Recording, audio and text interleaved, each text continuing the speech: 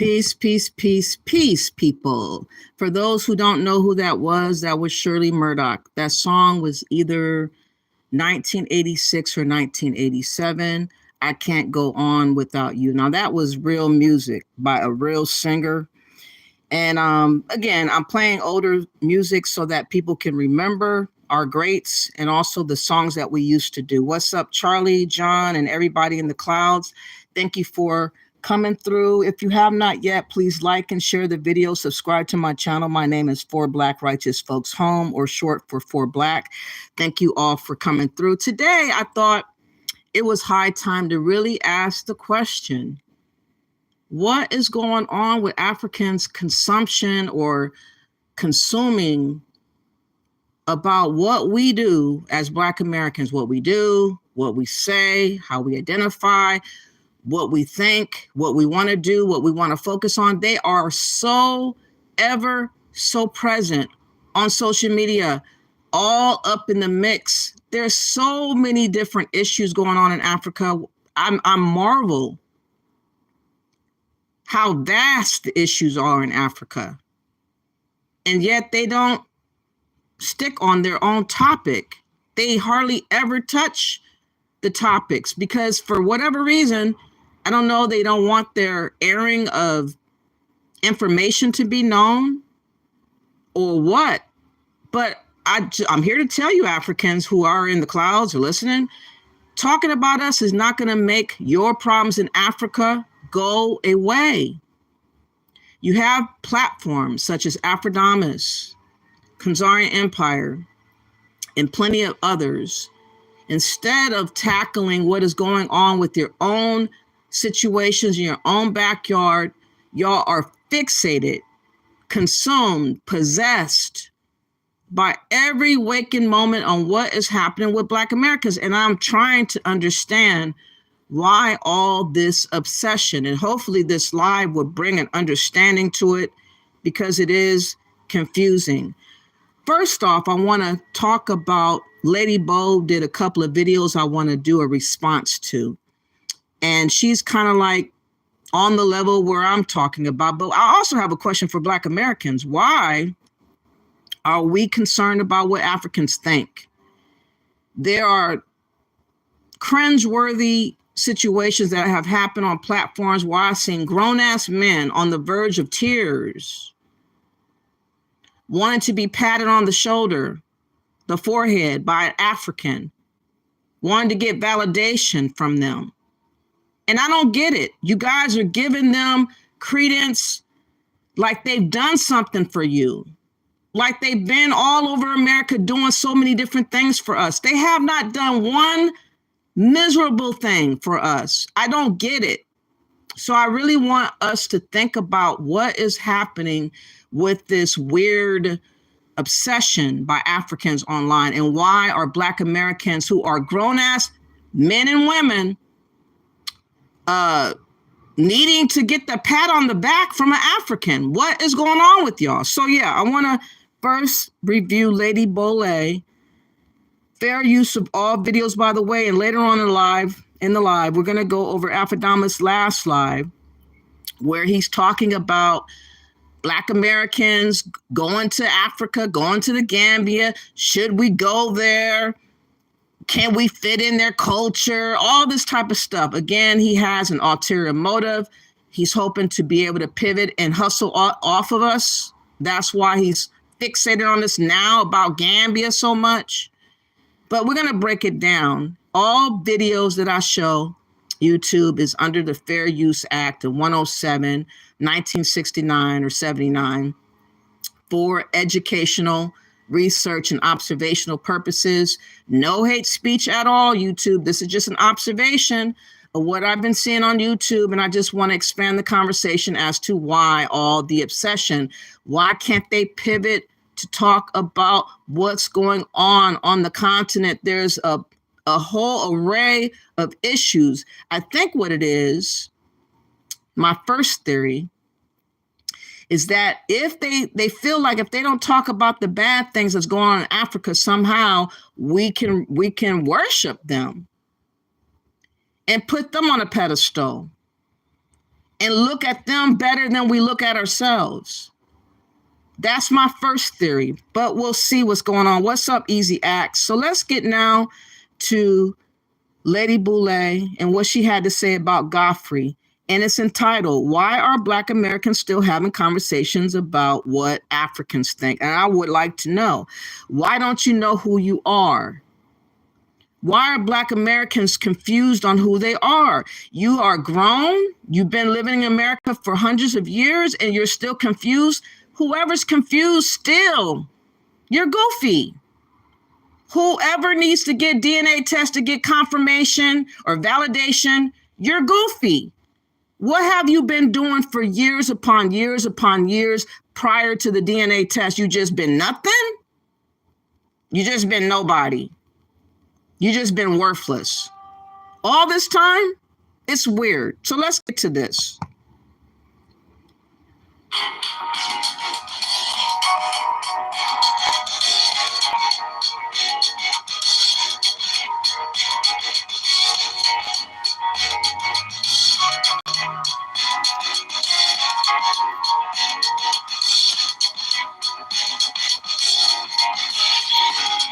First, I'd like to say about her name in itself, Lady Boule.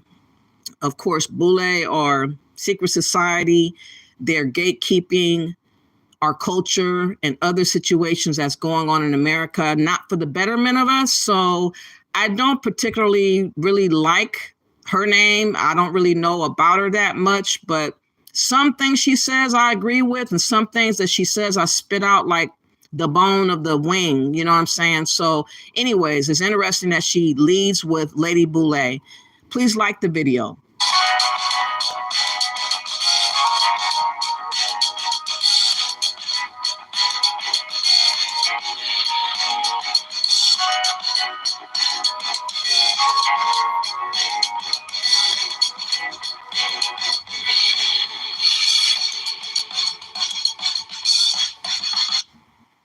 Hello, this is Lady Boule, and I hope you're having a blessed day. Thank you for your support. Thank you for subscribing to the channel. Thank you for your thumbs up, for your comments, and thank you for sharing the videos. Thank you for all you do to support the channel. And yes, we are commanded to love one another, whether we want to or not, or whether we agree with each other or not. Welcome to Flatiron School. This is where you learn how the future works. Where the whole point of... Today, I just want to ask a question. Why are Black Americans still having conversations about what Africans think? This is puzzling to me for the reason that it's no more important what Africans think than it is what white Americans think, what Russians think, what Portuguese think, what French think, what Jamaicans think. It doesn't matter what these people think. And well, I'm going to show you this video.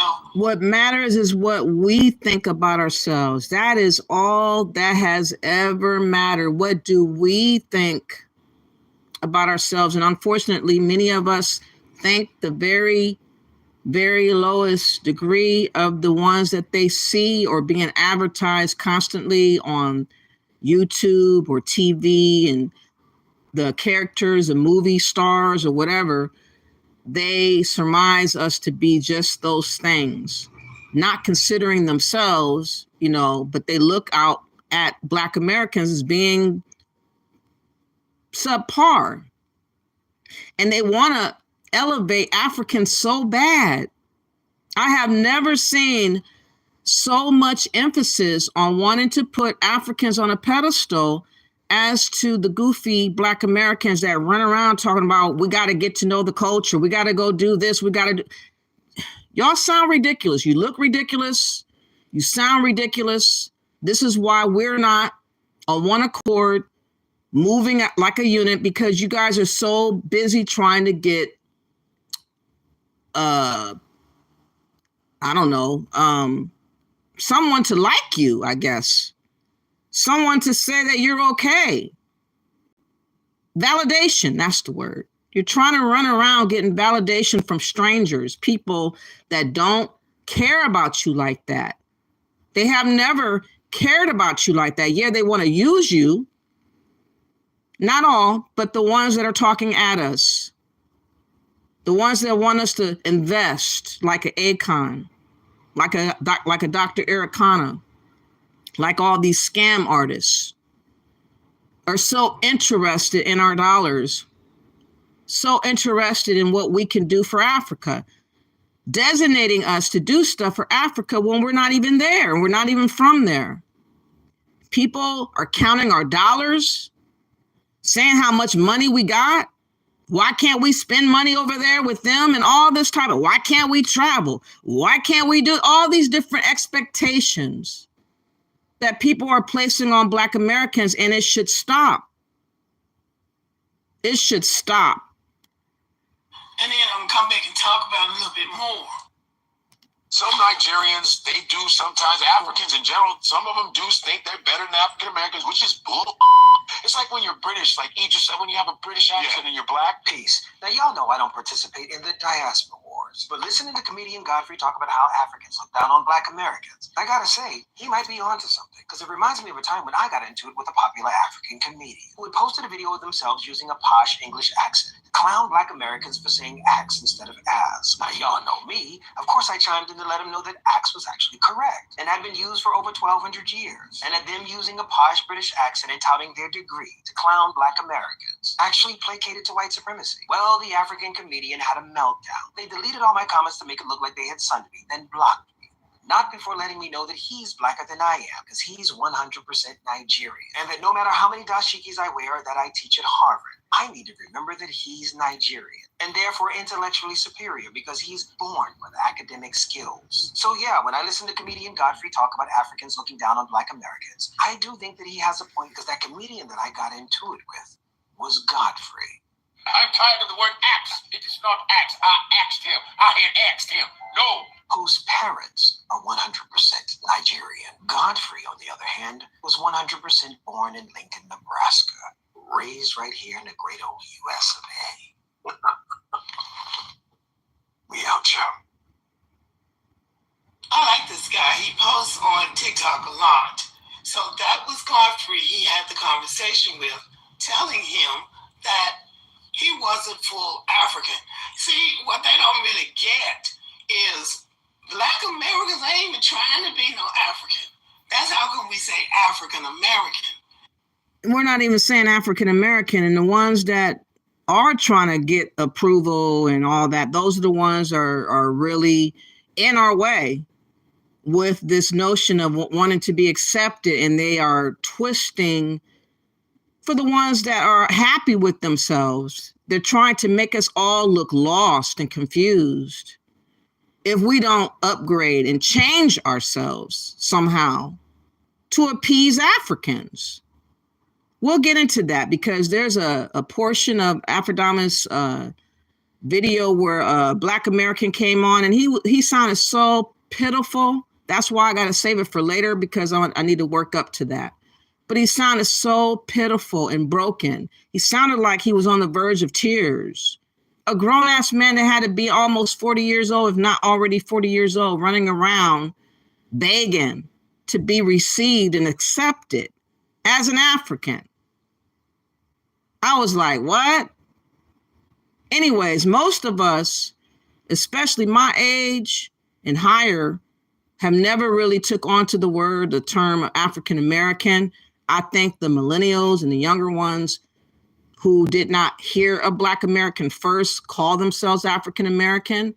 But I think that term has been very detrimental to our psyche. And I think a lot of the confusion is from that term. And hopefully people will, stop letting, that term trip you up from who you really are. That means an African American is an American. The African part is a proper adjective describing the American for me to honor. She's a Boule. It's not a proper adjective. It's a damaging word, in my opinion. That's why me and her wouldn't get along. Yes, I think she is a Pan-African. You said you always ask her that question, but she never answered. Yeah, I think she's a Pan-African.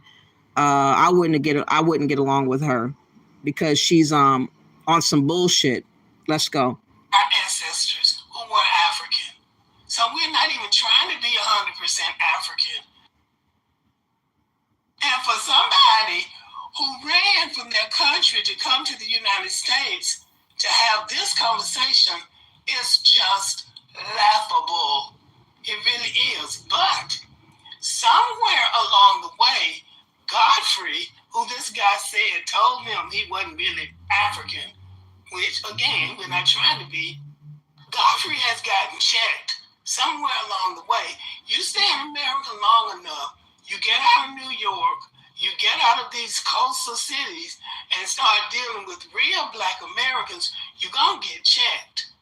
Because all of us are not on to that, oh, I want to be an African so bad. Many of us are not on to that. We're not on that bandwagon. Matter of fact, a lot of Black Americans don't even want to be called African. That's how aggravated some people have become with these Africans. Is our government in the possession of a crash retrieval that was made not? So recently, Godfrey was interviewed on Club Shay Shay. He made Club Shay Shay. Now he's singing a different tune. And I think the reason he has had to change his tune is because he has come into contact with some real Black Americans, some proud Black Americans who can say to you with a straight face, I ain't trying to be no African. But anyway, listen to what he said on Club Shay Shay. Some Nigerians, they do sometimes, Africans in general, some of them do think they're better than African Americans, which is bullshit. Right. Because it's not the truth, because Africans are treated like shit in Africa. Colonization. Yeah. England, France, that's why you speak in French, not because you special. Yeah. Because they came and sat on your shit and said, you're going to speak what the fuck we speak. Right. The Dutch, all of them, Italian, all of those European countries came and colonized you, treated you like shit. I mean, you go to South Africa, white people are calling themselves Africans and they don't even look it. That's some gangster shit, don't you think? I am from South Africa. No, you're not. You're Dutch. You just didn't know when the fuck to leave. You see what I'm saying? It's fucked up. So that should tell you, and what African Americans have gone through, that fucking hell that they've gone through and still go through, how are you coming from that mentality and saying you thinking you better than them? Because you have an accent? Because for some reason, the white society in America tends to, Africa, he has an accent, it's a little different. It's like when you're British, like Idris, when you have a British accent and you're Black, hello, I don't know. That's what I'm doing. Ooh, that's why they get to play us. Listen, British Black dudes are playing. He talking about play us. He's a Nigerian. He is not us. Again, this debate about who is the Black American, we don't have another home that our country of Africa is known from where we originated from. If we did have one ancestor that did come from Africa, he has a designated area called Nigeria. Why is he talking about us? We. Again, this is why there's confusion about our identity. And this is why there's going to continue to be confusion until we tell them to stop doing this. I wish he was in my presence. I would have said, there ain't no such thing as we. You are not we. Okay, stop speaking for me. But he thinks that he can do this. And they all think that they can do this whenever they desire to do so and then go back to being African. We don't need your help, Godfrey. Africans, we don't need your help to fill in and try to be us. Let us be us. Drug dealers. I thought Idris Elba was from Baltimore. I thought he was. You know, he was like, yo, you motherfuckers don't understand. And then I'm watching BBC, you know, when I did The Wire, I studied the ghetto in Baltimore. You sound like Lord Baltimore, motherfucker. What the fuck was that? And then this Driss guy, there's another Driss. Yeah. Snowfall. Yeah. I'm thinking this motherfucker's like, yo, cuz. And he's like, you know, I took a. So now he's criticizing the same people that we're criticizing because he knows those people are full of BS. But what it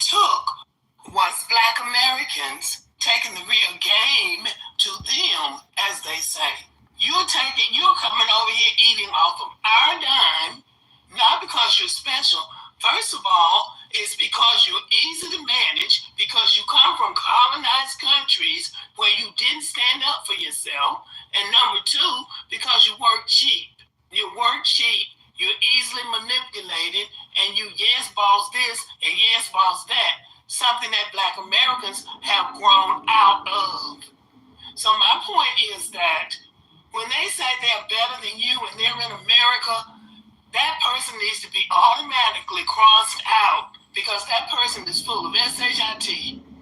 You ran from your country to come here to eat off my plate. And I heard Yvette Carnell the other day railing over the fact that I don't know what video this was Beyonce was in carrying an American flag, and Africans had the nerve to come in and say something to her about repping her American flag, telling her she shouldn't be carrying that flag. If y'all know anything about this, let me know. So Yvette Carnell was having a fit, and I am too. That's the only flag we have. That's the only flag we know.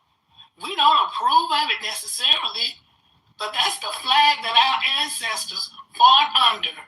That's the flag they died under. That's the flag that we have protested to get where we are, where everybody else want to come and get to. So we would look like a fool trying to rep a Nigerian flag. We don't know anything about being a Nigerian. And they come over here and they're so proud of the flag of a country that they don't want to live in.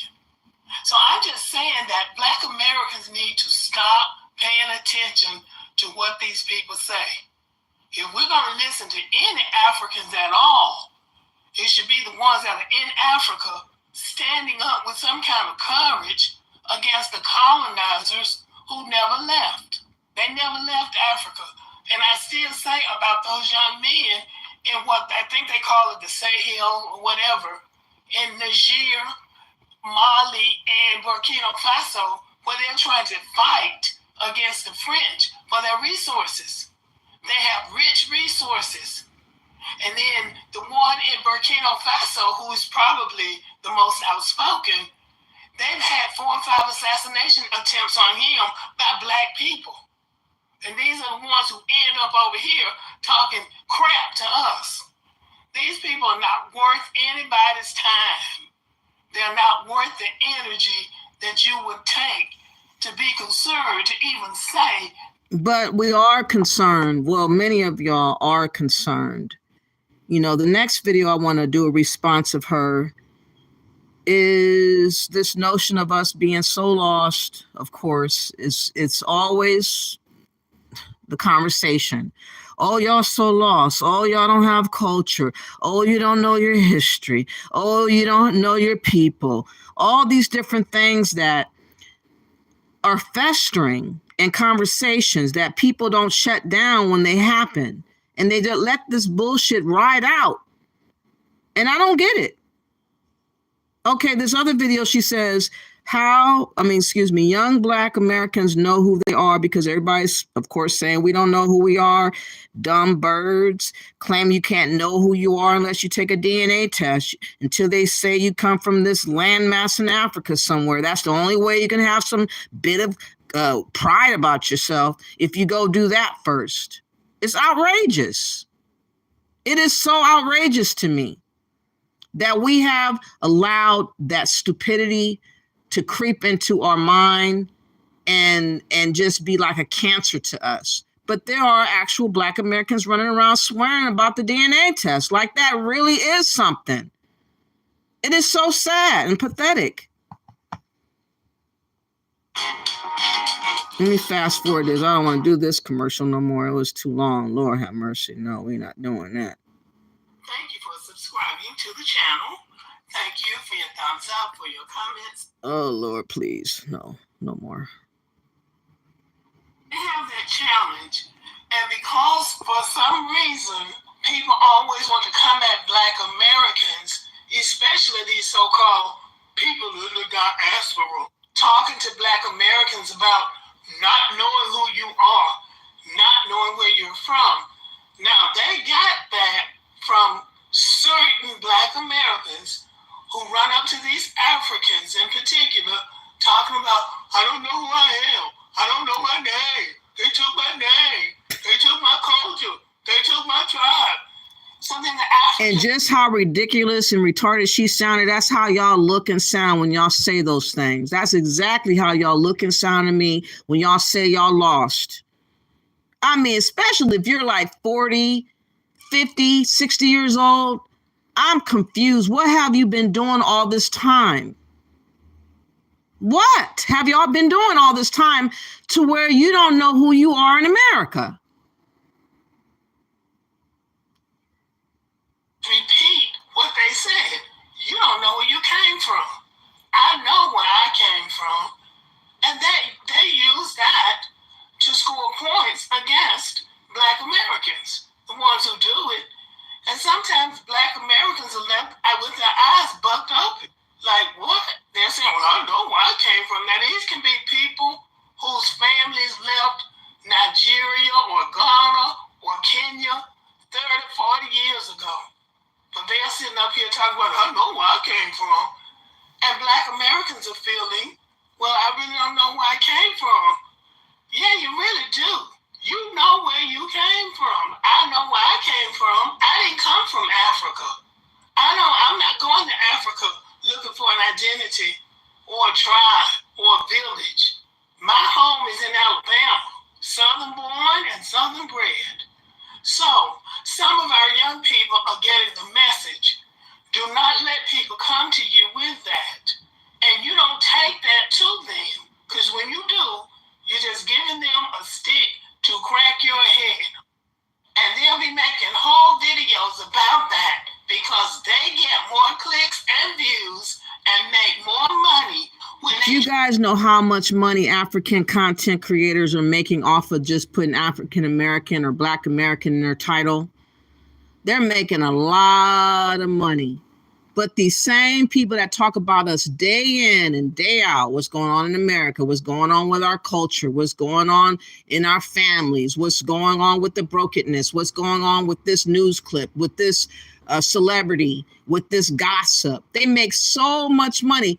But when you look at their platform to see how many times have they talked about where they're from, it is maybe 1 or 2 videos, if that. If that. They're solely consumed, obsessed with Black Americans. Everybody's obsessed with us. Y'all think it's flattering. It's not. It's sick. It's weird. It's got a creepy vibe to it. I don't know what y'all on. What is wrong with y'all? I feel like y'all need to be shook, waterboarded, something to wake up from that. Why do y'all do that? Maybe you could do a video on why you continually do that. Is there other interesting things in Africa that you could talk about that really needs to be addressed? Why won't you do it? What's taking y'all so long to get there? Think about that. Black Americans into their conversation. I know where I came from. Those Black Americans don't know where they came from. And they go on and on about it. I know the village my family came from in Nigeria. Yes, a village you don't want to go back to. A village you don't want to live in. So the other day I came across this video and I was very happy to see Black Americans saying, my name is my name. Wherever I say I'm from, that is where I'm from. You don't get to go back and reclassify or re-identify me. Listen to these young people.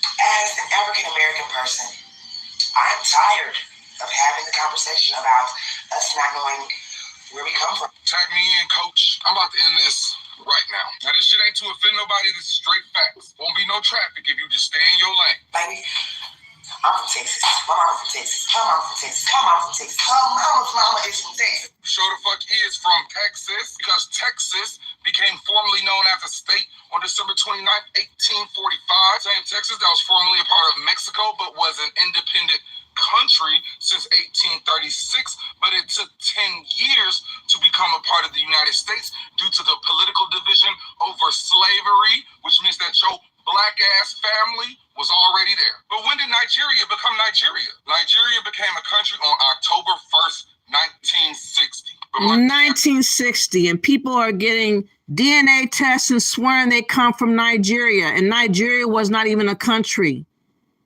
It wasn't even a country back in the 1800s. What is wrong with y'all? Y'all are so gullible. It is so shameful. 1960, Nigeria was not even a country? And y'all swear that's where you're from and that's your people?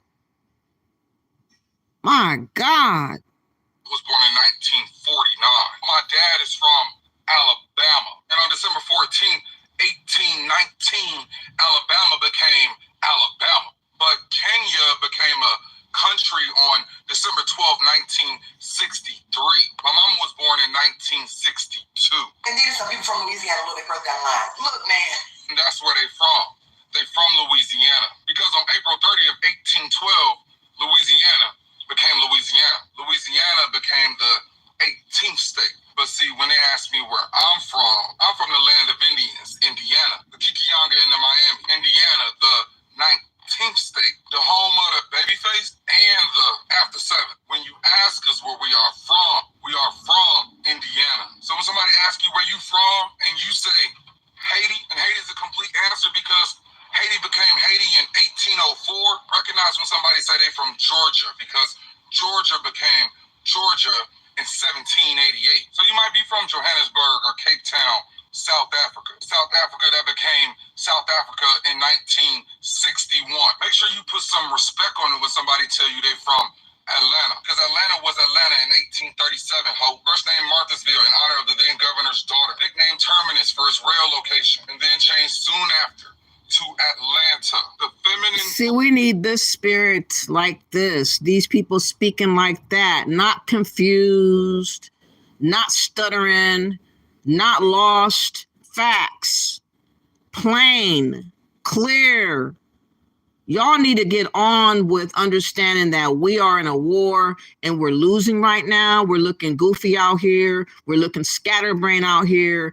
And I think somewhere along the way, people trying to get Africans to pat them on the back and get this validation has got y'all fucked up in the sauce for real. And what can we do moving forward when y'all like that?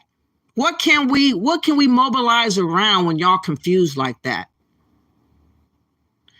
And easily tripped up because you want to claim another landmass so bad. You look foolish out here. Or Atlantic. So when we tell you where we from, that's where we from. So unless you plan on telling us what tribe you was in or what the fuck your family was doing, don't question us when we tell you where we from. Bingo. That's a good way to put it right there and then. So now I want to go to Aphrodite. Aphrodite did a show entitled Is the Gambia a Place for African Americans? Again, it's a hot topic because there has been recent deaths there. 5 American women and now 2 British, 1 a woman and 1 a man, recently passed. Rest in peace to all of them. And so people are now looking at Gambia side-eye about not really wanting to go over there because for single women, they are being targeted. And in fact, you as being a single man, you're also targeted. Let the truth be known. All of y'all are targeted going to Africa. Why do you think you are welcomed? You're welcome because you have dollars that they want to get. If you didn't have those dollars, you would not be welcome. You would be a hindrance. They would want you gone quickly. They would not want to assist you or be bothered with you.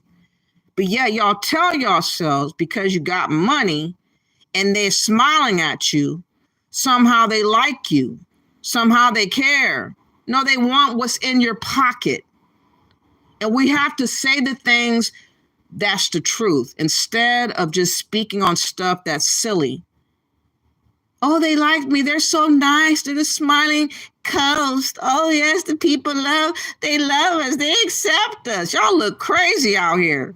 Let me see what you guys are saying. I have never seen so many goofy people before. You said, try as much as you can. These goofy panties have fog on the brain. Yeah, they do. And they're making us all look bad. You said that the victim mentality is crazy. It is a victim mentality. If you feel like Your whole existence in America has not been worth a penny, has not been worth nothing. And the only way that you can live your life, if you connect yourself to another landmass that you've never been at, and you don't know the people, you don't know the culture, if that's the only way that you can find yourself, you need therapy. You need therapy. Corey says Black Americans should be proud of who they are. Facts.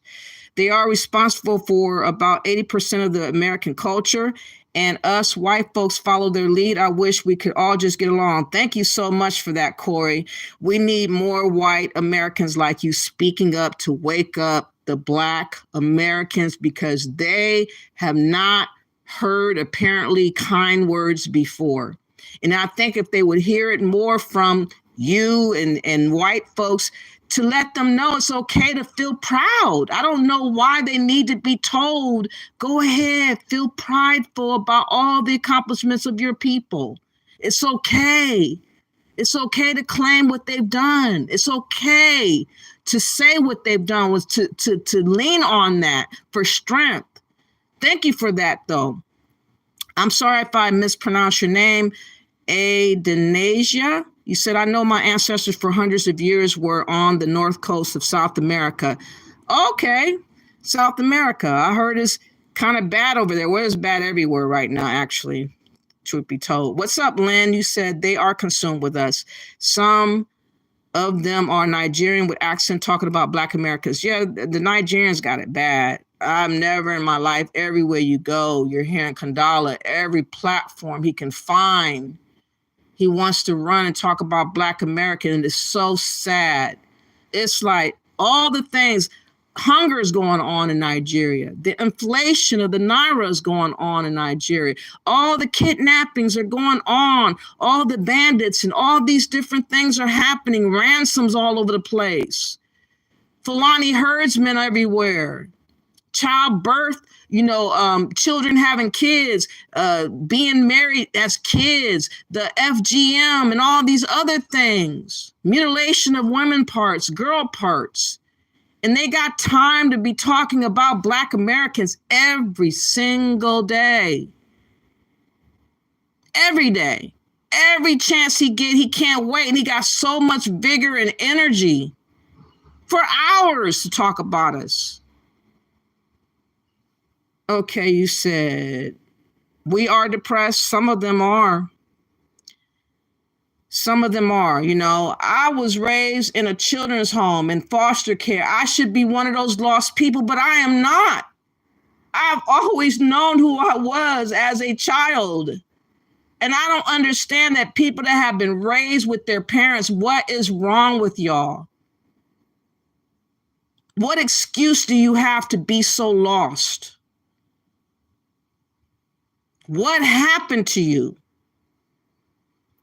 Tyron, what's up? You said DNA don't tell your race or ethnicity, only how some Africans got our DNA and how we got some DNA of Europeans, but DNA companies can't tell you anything about Indian ancestry because they lack the data. Yeah, I heard about that.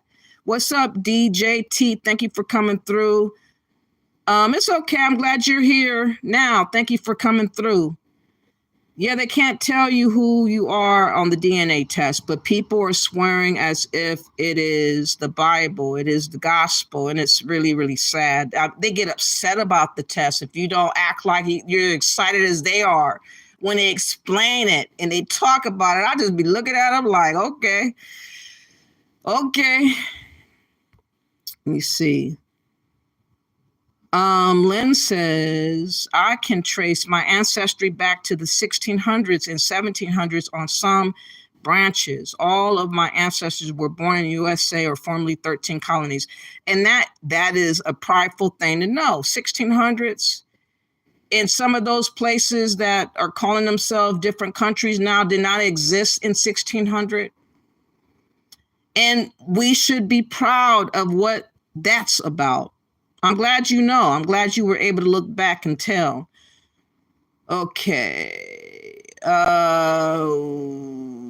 I'm going to skip that one. You be saying some stuff, Tyron. I don't know. Africans are cool, but no back slapping. F that ish. No back slapping. I don't know what that means, but okay. You said, yeah, these African countries even didn't exist when our ancestors were born in the Americas. And they are swearing under that. They're swearing.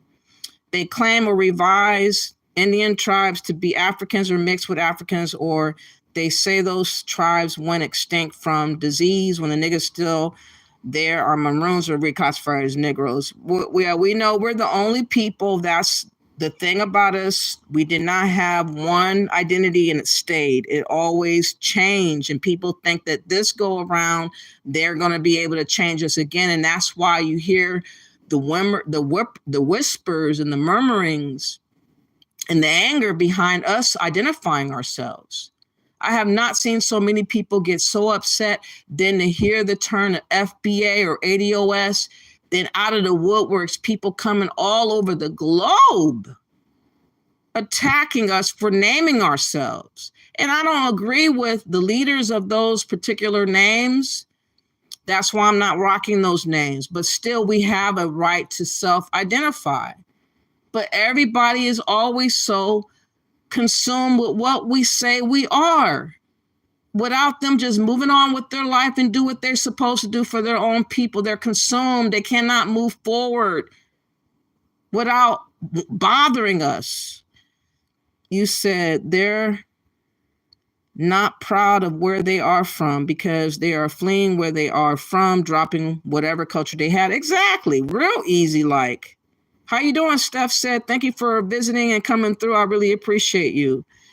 You said they are fleeing their tribe, country, and culture, and they're trying to identify as Black Americans so they can gaslight us. Exactly, Lynn. They want to be the replacement Black Americans is what they want to be. That's what they're trying to do. And I noticed that there are more and more videos that's identifying Africans as being Black suddenly. Let me see if I can find this one video.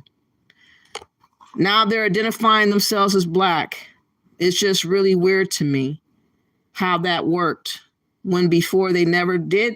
They never called themselves Black, and now it's a thing. Everybody's doing it. Let me see if I could find. Hold on. Everything is Black now.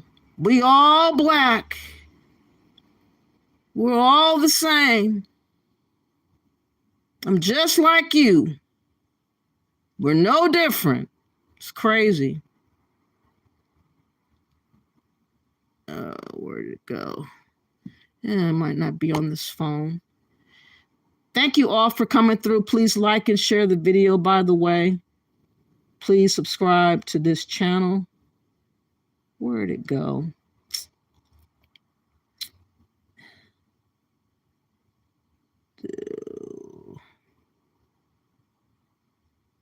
Yes, this one. Now, they're talking about Ukraine.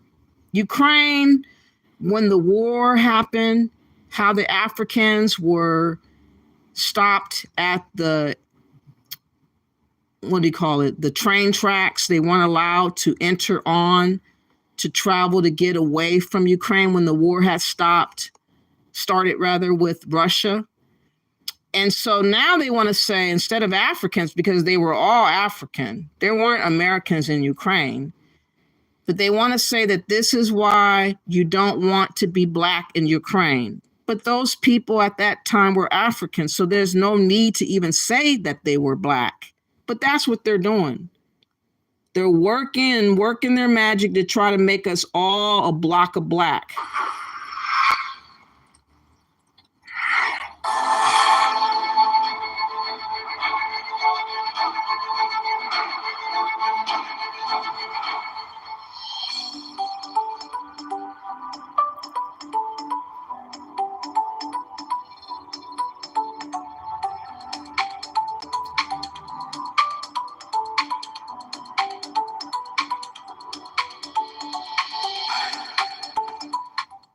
Grace Cass, Ukraine was home.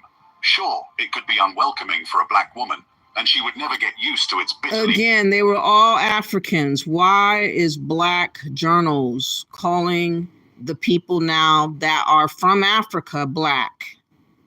It's not called for. But they're doing this type of thing right now. It's propaganda. Cold winters, but it's where she had lived for the past 7 years. The 24-year-old from the Democratic Republic of Congo had come to Ukraine's second largest city of Kharkiv as an engineering student and stayed on, forging a successful career as a makeup artist. She knew its parks and fountains. She learned Russian and some Ukrainian. She made close friends. In a word, she belonged. This was not just a place where I lived. I was making something of my life. Cass says, hold back tears in the train station of the Polish city of Przemysl on the border with Ukraine. So now they say we have to walk all the way to Romania. Can you imagine? So that's what we are doing. It was Monday evening and she had fled Ukraine overnight on February the 27th, the fourth day of a full-scale Russian invasion of Ukraine. She made it out just in time. A day after leaving Kharkiv in northeastern Ukraine, the city was bombarded with Russian rockets that killed dozens of civilians. But when Cass reached Lviv in Ukraine's west near Poland, joining the heaving crowds desperately trying to board trains for safety, she says she encountered hostility from the Ukrainian military, who were dividing people into two groups, those who were white and those who were not.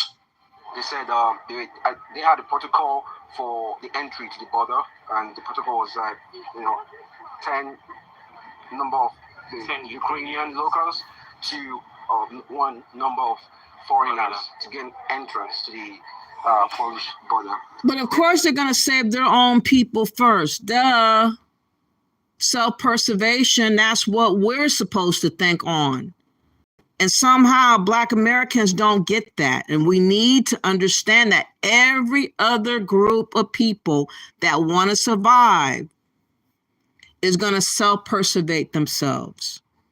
They're not going to let the Africans onto the trains when they're trying to get out of Dodge from war, and those trains belong to their countrymen. Their taxes and all that went to build the country, the agriculture, the structures, everything, the building of everything pertaining to Ukraine is by those Ukrainians. Of course, they're going to want to save their own first.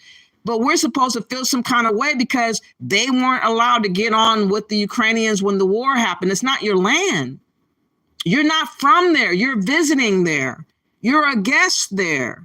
So I don't see it as racism with the Ukrainians choosing their own first. That's what you're supposed to do. But they're trying to make it seem like it's discrimination. How? It's life or death. Who deserves to live? The people that's from there, they're going to want to save themselves first. The border guards say that to you. Yes, a few of them. The lady who works with the border guard said that. They are not allowing any black people to enter inside the place. Again, all those so-called Black people are all from Africa. Why you could not say they won't let the Africans on? Why do you have to say suddenly they're Black? Okay, they feel like they can only be recognized if they use our name, if they use our title. But they were all Africans, not no Black American, not no Jamaicans, not no Caribbeans. They were all from Africa. At first, blacks it wasn't like that. We were all moving together. That it got to a time, blacks were somewhere else, and other white color skin were also somewhere else, and they were actually moving a little bit faster. The blacks weren't going at all. Did they separate the queues? Yes. So do they feel like they won't be heard unless they use our name? Is that what's going on? So saying Africans got stranded and left out in the cold, they weren't allowed to go on the trains, they weren't allowed to flee when the war happened. It's bad to say African now?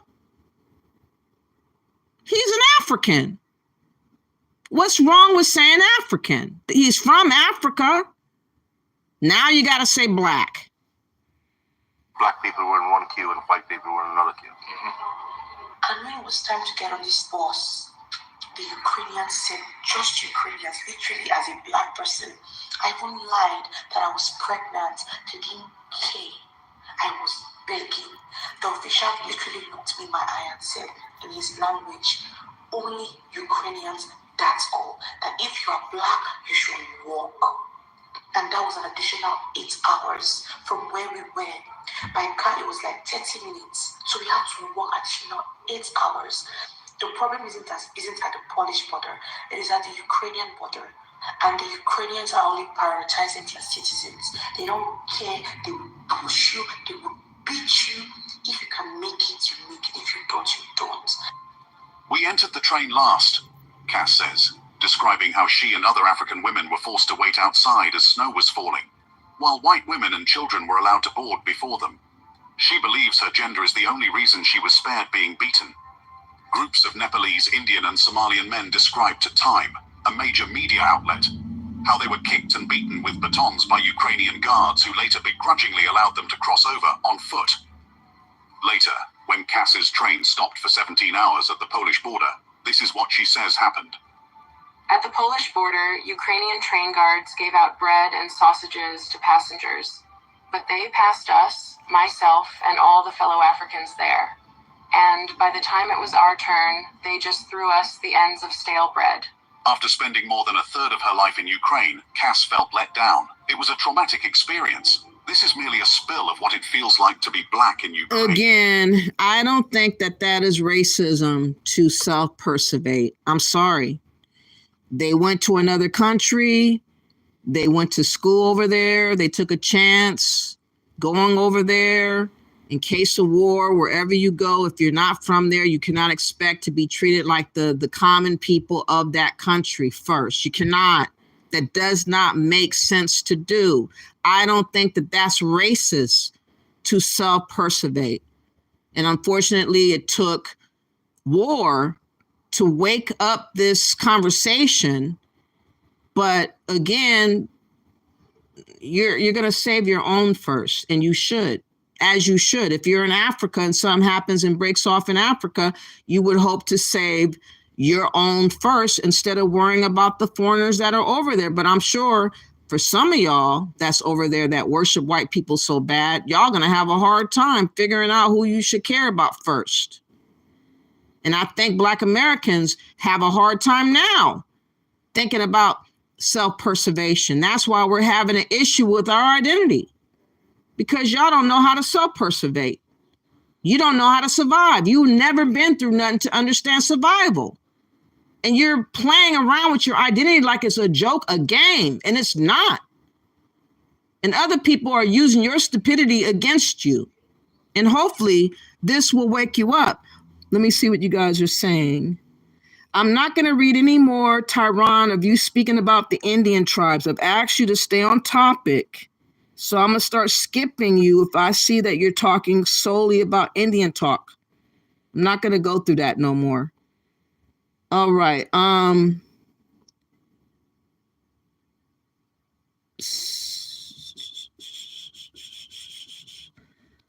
right. Let me see.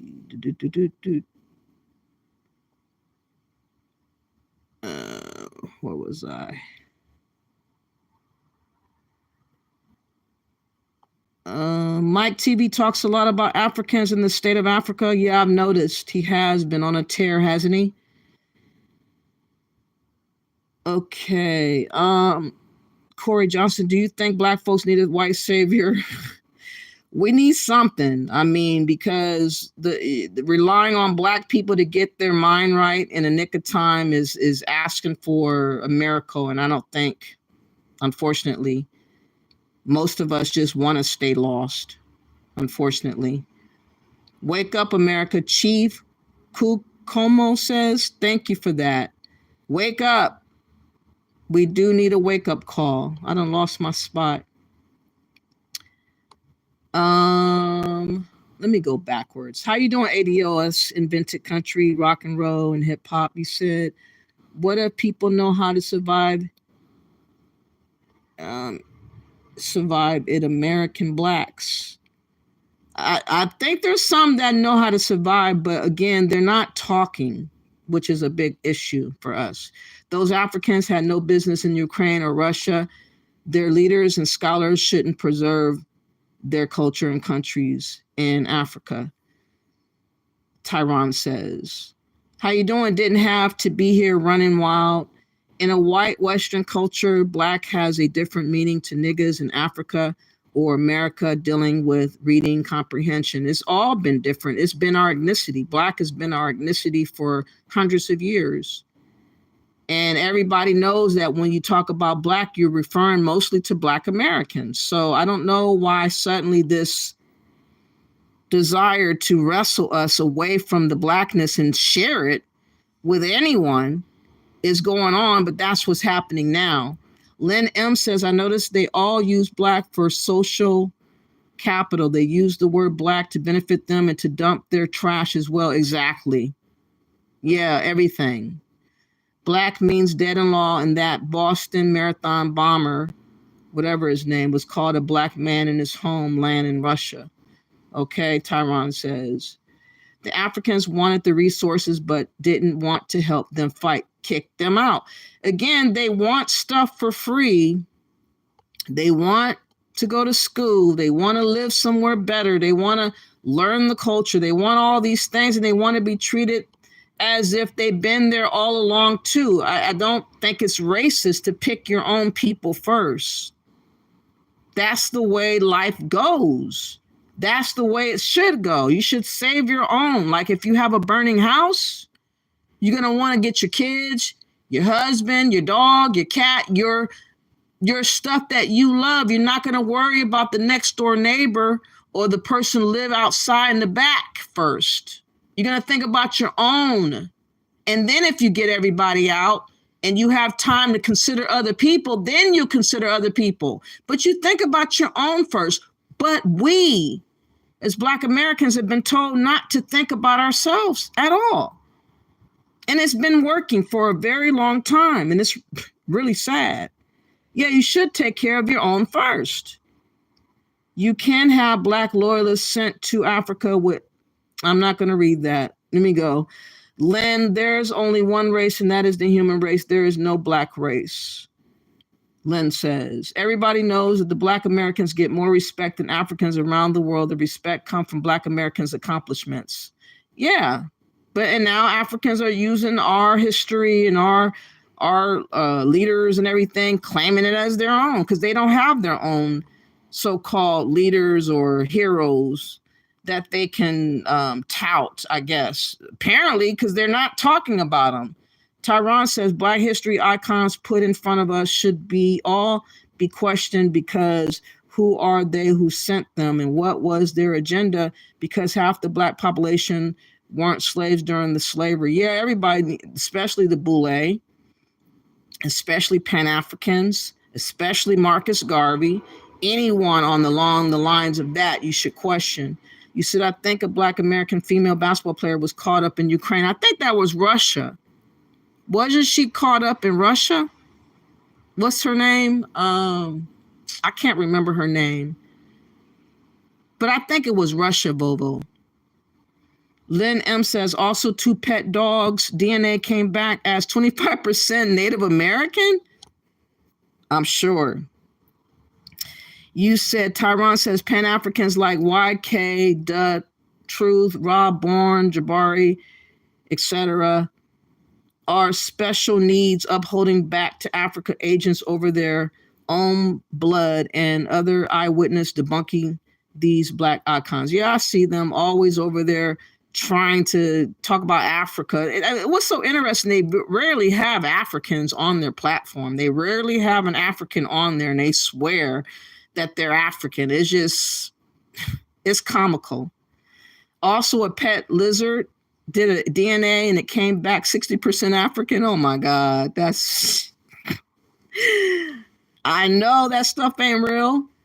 Some guys sent the DNA saliva of pet iguana and it came back with human results, 90% African with a majority of Nigerians. See, that's what I know.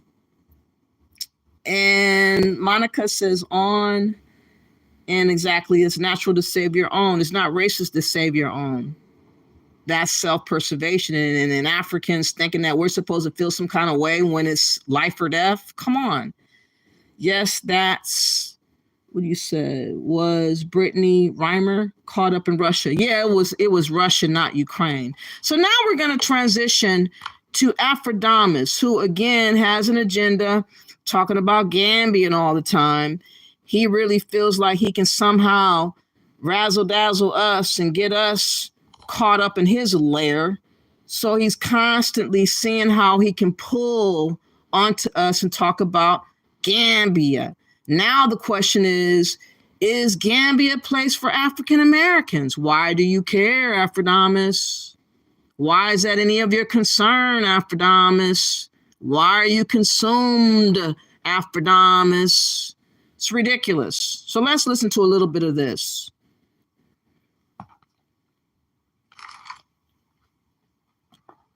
Fair use of videos, by the way, for educational purposes.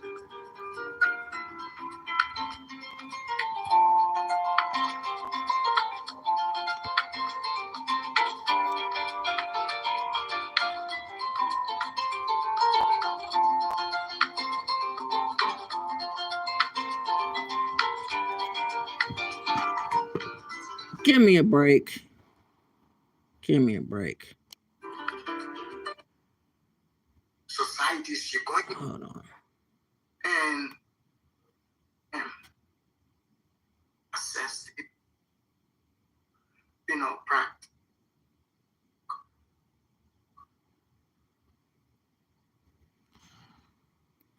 The Gambia, which is a majority are Muslim, 90+% are Muslim, and the illiteracy rate in the country is very high because there is a segment, like a section of the population who, they base all their thinking on Islamic religious doctrine. And most of the time, the ideas do not make sense because you realize most of these individuals, within the religion they want to quote to you, they cannot even read the book. They cannot read the book. But this is what the people there believe in. And as of late, I'm sure if you've been following Gambian news, you will see that they are talking about FGM, female genital mutilation. This is a practice, I guess it's ancient, this ancient practice. He needs to have a whole show about it, though. He's from Gambia. This is really affecting the women and the little girls. It is traumatic to have that procedure put on little girls. And it should be a widespread conversation because it's happening right now. But he's just going to brush on that conversation. And again, get back to what he wants to talk about, which is Black Americans going to the Gambia. Should we take our resources over there? Should we risk going over there? Should we buy land over there? Should we live there? Should we try to, ingrate ourselves in the culture and all these things? All this obsession that he's going to get to, but first he has to pretend like he is explaining the culture, which to me, the women are subjugated. They don't have choices. They're being ruled by cruel male just dominance. And that's why I think a lot of people are hating on single Black women that's from the Western countries, such as the United States and UK. They're hating on us. And that's something that we got to remember about this FGM, why that is important for them to talk about, but they don't want to talk about that too long. That, where they would cut off, part of the female's clitoris. So anyways, this practice. Not part, all of the clitoris and part of the labia. And they suture you up and leave a little hole in some cases for women to have pee and blood come out of that. Very uncomfortable, very painful, very very cruel and very disrespecting of women's choice. Some that they should be talking about why men feel like they should be controlling women's bodies. That should open up to a big broadcast. But instead of talking about that broadcast, he wants to slip in this real quick and go on to Black Americans. You know, at one point they assessed it, they studied, they said, this is inhumane. You know, you cannot do this to little girls, because for some reason it is like these older Islamic people that come up with this idea. You know, they want to fight it. They said this is Islamic. But during the last government, Yahya Jammeh, he banned it because there was a Gambian woman who launched a campaign. You know, she is a victim of that FGM. Not only that, you know, there is another practice, which is, you know, marrying young children. Yes, you heard me. Shouldn't that be a big broadcast, Afrodamus? Why are men marrying little girls? Why are men maiming little girls? Why is this culture allowing for the attack onto little girls as the age of 6 or 7 years old, not giving a woman a chance to have a choice? That should be a broadcast right there in the making. A whole 4 or 5 hour stream could be talked about with that. What is wrong with you men that feel like you need to do that to women or little girls too? What's wrong with y'all? What's wrong with this culture that thinks that you have to rule with an iron fist like that? That should be a conversation that should be had. Whereby, when some of these women, because this woman, when she was born, for instance, she didn't have the option. They just said, like, for instance, they'll be like, this is your wife, right? So it means this person keeps a hold, you know, to show this is the wife until she's probably like 13, 14, you see? So the former president, he banned all that. He did not play around. He's like, look, this practice would be banned. Even when I went to the Gambia, I was seeing the signs. Like I would be entering some of these towns, villages, in the signboard, it would say, you know, village X, Y, and Z is FGM, you know, zone free. But anyways, now that that president is gone, they came back. You know, you would see how this all ties in, because you would, you know, I want you to understand the place you are going to. How is the thinking process of the people? The religion, the culture, some of the things you see happening to you, it might be barbaric, you know, but you don't understand what is happening. So I'm helping prepare you. Little girls being maimed, I understand. Not having a choice, I understand. Being married as 10, 12, 11, 13 years old, I understand. No choice, no option, I understand. But it's a broader conversation that Africans fail time and time again to have a long conversation on, because they don't want to be having their business really fully understood out there, because they want to appear to us in a different manner. But again, the truth, I already did a story about FGM. You guys can check it out. It was about 2 weeks ago or so. I talked about it thoroughly. I talked about their protesting. I talked about women that also was protesting against the ban. And so this is a real serious issue that should be talked on constantly, because it's really a violation of human rights. It really is. So now all of a sudden, some imam, the same imam This imam came out of the blue, started campaigning. He said, for whatever reason, this man is obsessed with making sure they cut off the clits of the women. They said this is an ancient practice. They base it on Islam. If you look at it, this is a very ancient African practice. Majority, like for instance, the country of Egypt, which some of the blacks would call Kemet, this was practiced there. So now it would be hard for the Western people themselves to go and tell other countries you cannot practice FGM, because in the West they are practicing MGM. They are mutilating men, you know. That's not mutilating, that's circumcision. That makes their fold a little bit better for sex and disease, not giving diseases to females because of that foreskin or whatever it's called. When they get rid of that enables less infection to women. It makes the sexual desire of men better. They're not losing anything but just a little skin.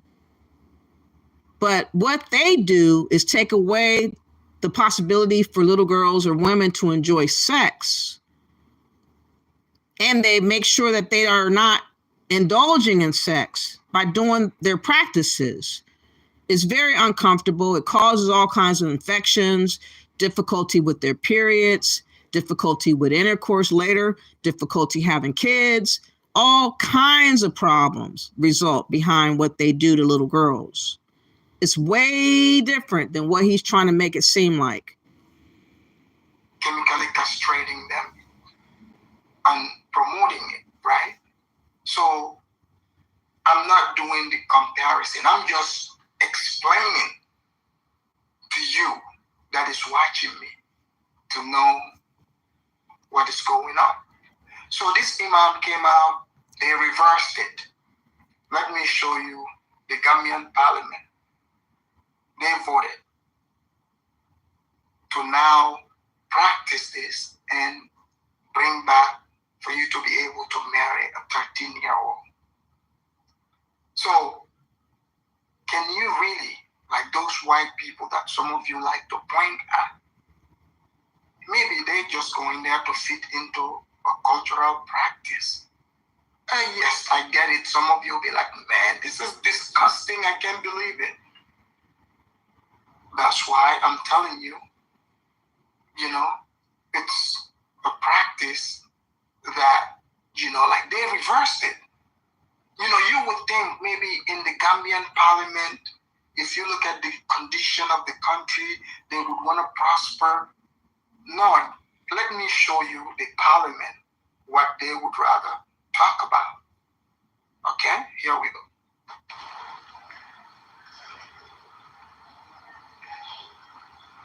Those in favor, 42. Those not in favor, 4. Abstention, 1. The ayes have it. In the interest of the nation. This is not in the interest of the nation. My colleagues, these have come to make pen on our girls and women and say, bury it. And if you want, not even bury it here. So, you see, this is like the Islamic people. This is the imam here that led this campaign. I'm trying to explain to you to understand what certain societies you're going to. What is the other aspect? What are they governed by?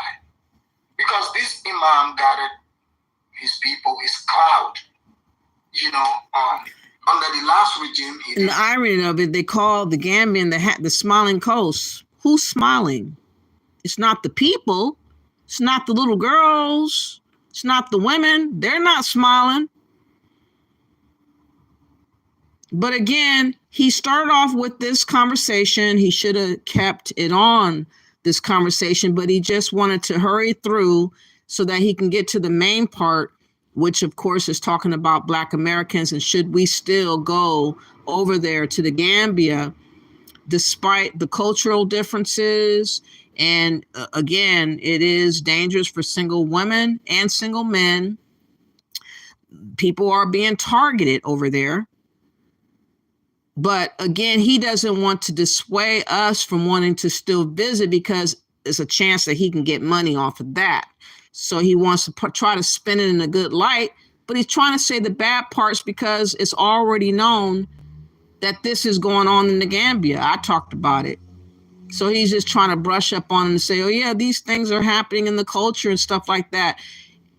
There's nothing of a blessing in that culture that I have seen. I have not seen a blessing coming from that culture for women or little girls. I don't know why they call themselves the smiling coast. I don't get it. I don't know where they got that from, but they need to take that term back. Under the last regime, he didn't try this, but now he gathered his people for them to influence, for them to reverse this. Just like in Afghanistan, you know how they brought back flogging women. I'll show you that here in a second. Committee on public petition of the National Assembly on petition from concerned staff of the Gambia.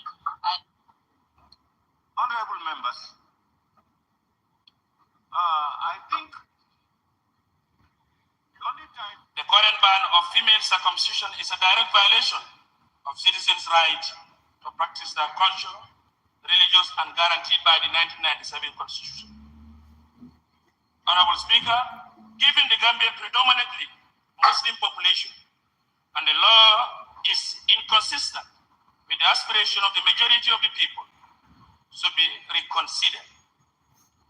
Female circumcision is a cultural significant practice supported by Islam, values and tradition.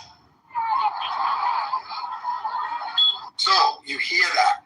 So this man is saying that since it's a majority Muslim country, FGM is a cultural practice that Islam approves. So therefore they plan on, practicing this. You see? So this is some of the women that are out there protesting.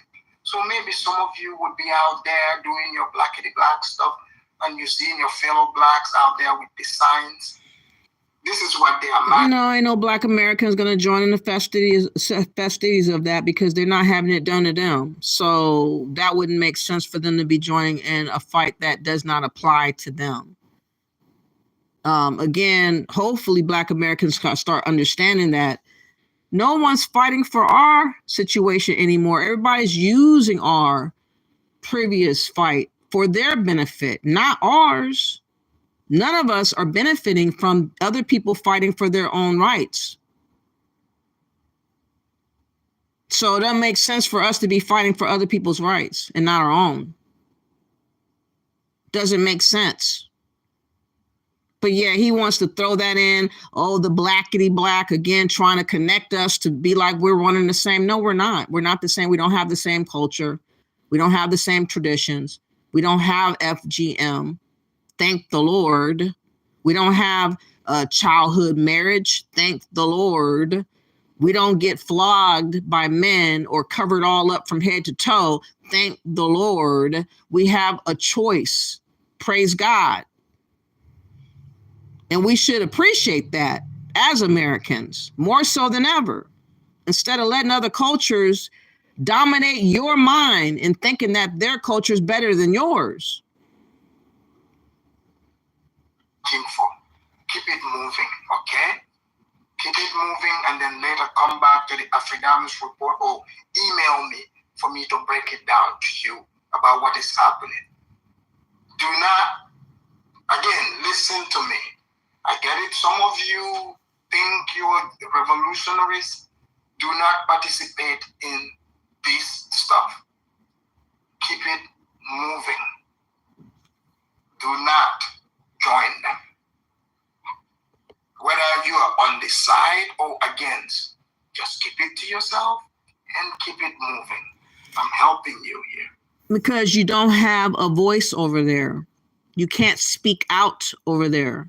You might become unalived over there. So it sounds very attractive to want to run over there to Gambia, doesn't it? To visit and put my money over there. Oh, I'm excited to go over there to the Gambia now. I must go. I'm missing out on so much.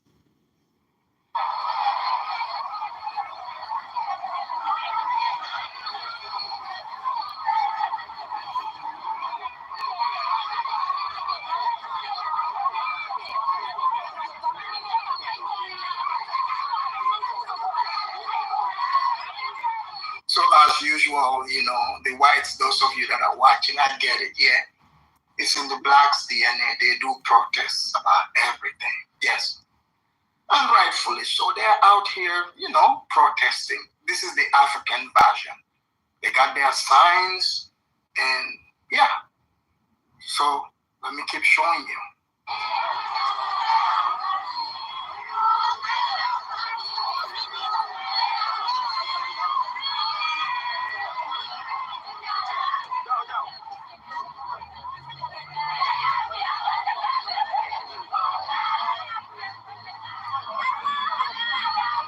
So the people that the first group you see, those are the women who are in fact pro FGM. They want it to happen. These ones here that you see in their pink, those are the ones with the nice signs. Obviously, maybe their signs are the ones that were sponsored by the white people. You see how organized it is. It means they prepared it way back. So the white people have already... I'm going to fast forward a little bit and get on to the part where he's on to Black Americans, because it's a little bit longer than what I thought. But he's showing, you know, for example, in certain areas of the Midwest or Africa, there's still floggings allowed. If you catch a woman that's cheated on her husband, you could be flogged to death. You could be stoned to death. There are different rules that apply in other areas of the world that does not befit a woman at all. Again, why do Black Americans or anyone put that type of culture over your own? I will never, ever get it. But he's talking about, you know, the different things that happen within the culture. And, you know, then it transitions to, should the African Americans, is the Gambia a place for African Americans after hearing these conversations? Is it for us now? And I say no. I say, hell no, it's not for us. Let me move this. Let me go. Okay, let me find the timestamp. 2:25. After he talked a little bit about, you know, how difficult it is for, you know, Black Americans, once you run out of money, of course, you're not going to be as receptive to the locals. There was a Black American that was talking about when he first got to the Gambia, he had a lot of money. He had a lot of friends. He was partying with a lot of different people. And then once the money ran out, then those same people kind of disappeared and dipped out on you. But that's what I mean about, that's why Africans want you there, because of your resources, but they really don't care about you like that. So then eventually the whole conversation flipped to be all these Africans came on to the platform to talk about whether or not is it a good situation for African Americans to go to the Gambia. And I'm just like, why are all these Africans, 6 of them, asking and answering the question, should we go over there to the Gambia? Why aren't they talking about other Africans going to the Gambia? Why aren't they talking about migrants migrating to Gambia instead of them exiting the Gambia? That conversation never came up. It's just about what we should do. And the whole theme of why he was talking about is because O'Shea Duke Jackson of Kinganda was saying that he doesn't feel that the Gambia is a good place for Black Americans to go. Or he uses the word African Americans. He doesn't believe that the Gambia is a good place, a safe place, a doable place. And that what sparked this live to begin with. I can't find the timestamp where he talked on that. Let me see if I can find a short of him talking about it. But that's what spurred this conversation to begin with. So he's going around in a circle to talk about what he really wants to talk about. And that's answering the question, should we be bothered to go to the Gambia or not. And he feels some kind of way that O'Shea Jackson had pretty much said, no, it's not a good place for us. And he wants to say, in other words, that he feels that we should go ahead and take a chance and still try and see for ourselves, is what Alfredamus is ultimately trying to tell us to do. And nobody asked for his advice, though. Nobody asked for his advice. He's constantly giving his opinion about what we need to be doing, but he never gives that opinion when it comes to Africans and what they need to be doing. He seems to forget about his own people to talk about. And now the focus is going to go to Black Americans with his panel eventually. So let's get there to that part. Please like and share the video. Please subscribe to my channel. Let's go to this. Listen, I'll give an example, right? A guy from Cameroon, right? A guy from Cameroon. He came here, right? He didn't have a paper. He didn't have his paper. That woman took him and said, you know, as long as you don't have your papers, right? We're not dividing anything by two. I got you until you get that citizenship. So listen, this is the reality that they talk about. I'm not saying I'm trying to make up stories. These women are telling them, listen, I'm not going to make you pay. I already have a good job making $40, $50 an hour. So not just Shaniqua, yes, to carry. Shaniqua would never do that. But they will tell you you go against the woman for a very long time. That's what I'm trying to tell you. These women will tell you. The woman for a very long time. Wait, hold on. Kidola, you said cleaning, doing what? When you clean the window, you'll be mopping the house and dog inside there for a very long time, and still will be kicking you out to the snow. Absolutely. This is not a genuine conversation, though. This is not a genuine conversation. Okay. What I'm trying to be Afrodama is I'm trying to say, like, if they want to come to Africa, they have to have the mindset like the Indians. You understand me? They have to have the mindset like the Chinese. It's not about the Chinese are coming to Africa. They don't take it by the infrastructures. They just come and make business. But this is Chinatown. You understand me? In Black Americans, because they can have African DNA in them, but they're not really Africans like that. You know, but you're speaking about them in generality. No, hold on. I'm not speaking about them generally. In general, they're not Africans, though. You hear that every day. Culturally, they're not Africans. So that's not general. That's not general. When they say they're not Africans, that's general. That's general. So basically, you're doing to them what they're doing to you. So then why? No. That's what they said to us. They're not Africans. Some they're Africans. That's like a 1%er. Africanos in America here. Beside YouTube, Africanos in general, African American will tell you I'm African. They will tell you that. No. Culturally, they're not Africans. They cannot. Okay. The food they eat, the way they grow, they are not. So they're not really Africans. Why would that bother you? It doesn't bother me. It doesn't bother me. Why would that bother me if somebody tells me he's African or he's not? That's one mic. Where's he from? I'm not looking for somebody that. So now they arguing on whether or not they're upset about us not considering ourselves African. So this now is, are they African? Do they consider themselves African? Why do y'all care? Why are y'all consumed with what we identify with? It's none of your business. It's not your concern. But this is all they do all the time in their lives. They manage to always get on our identity, what we say we are, what we want to do, how we want to move, what we want to, whatever. They always think they have a right to put an input in what we do. We don't care what you guys think. We shouldn't care. For the ones that do, you ought not care. You should not be caring. Guys, one mic. Kidola, you were asking? Where's she from? She's very aggressive, man. She's attacking people left to right. No, she's not. I don't think she is. I think she's. What we're talking about is this. They're not really. You can call them continental Africans. They might have African DNA. but they are culturally, they are not Africans. The way they think, the way they move, is not African style. They can survive. They don't have the endurance to survive the Africa like that. You understand me? So what we're saying, just to the opinion, they have to have the mindset like the Indians and the Chinese. That's what about the ones surviving, in Gambia and in Ghana and other places?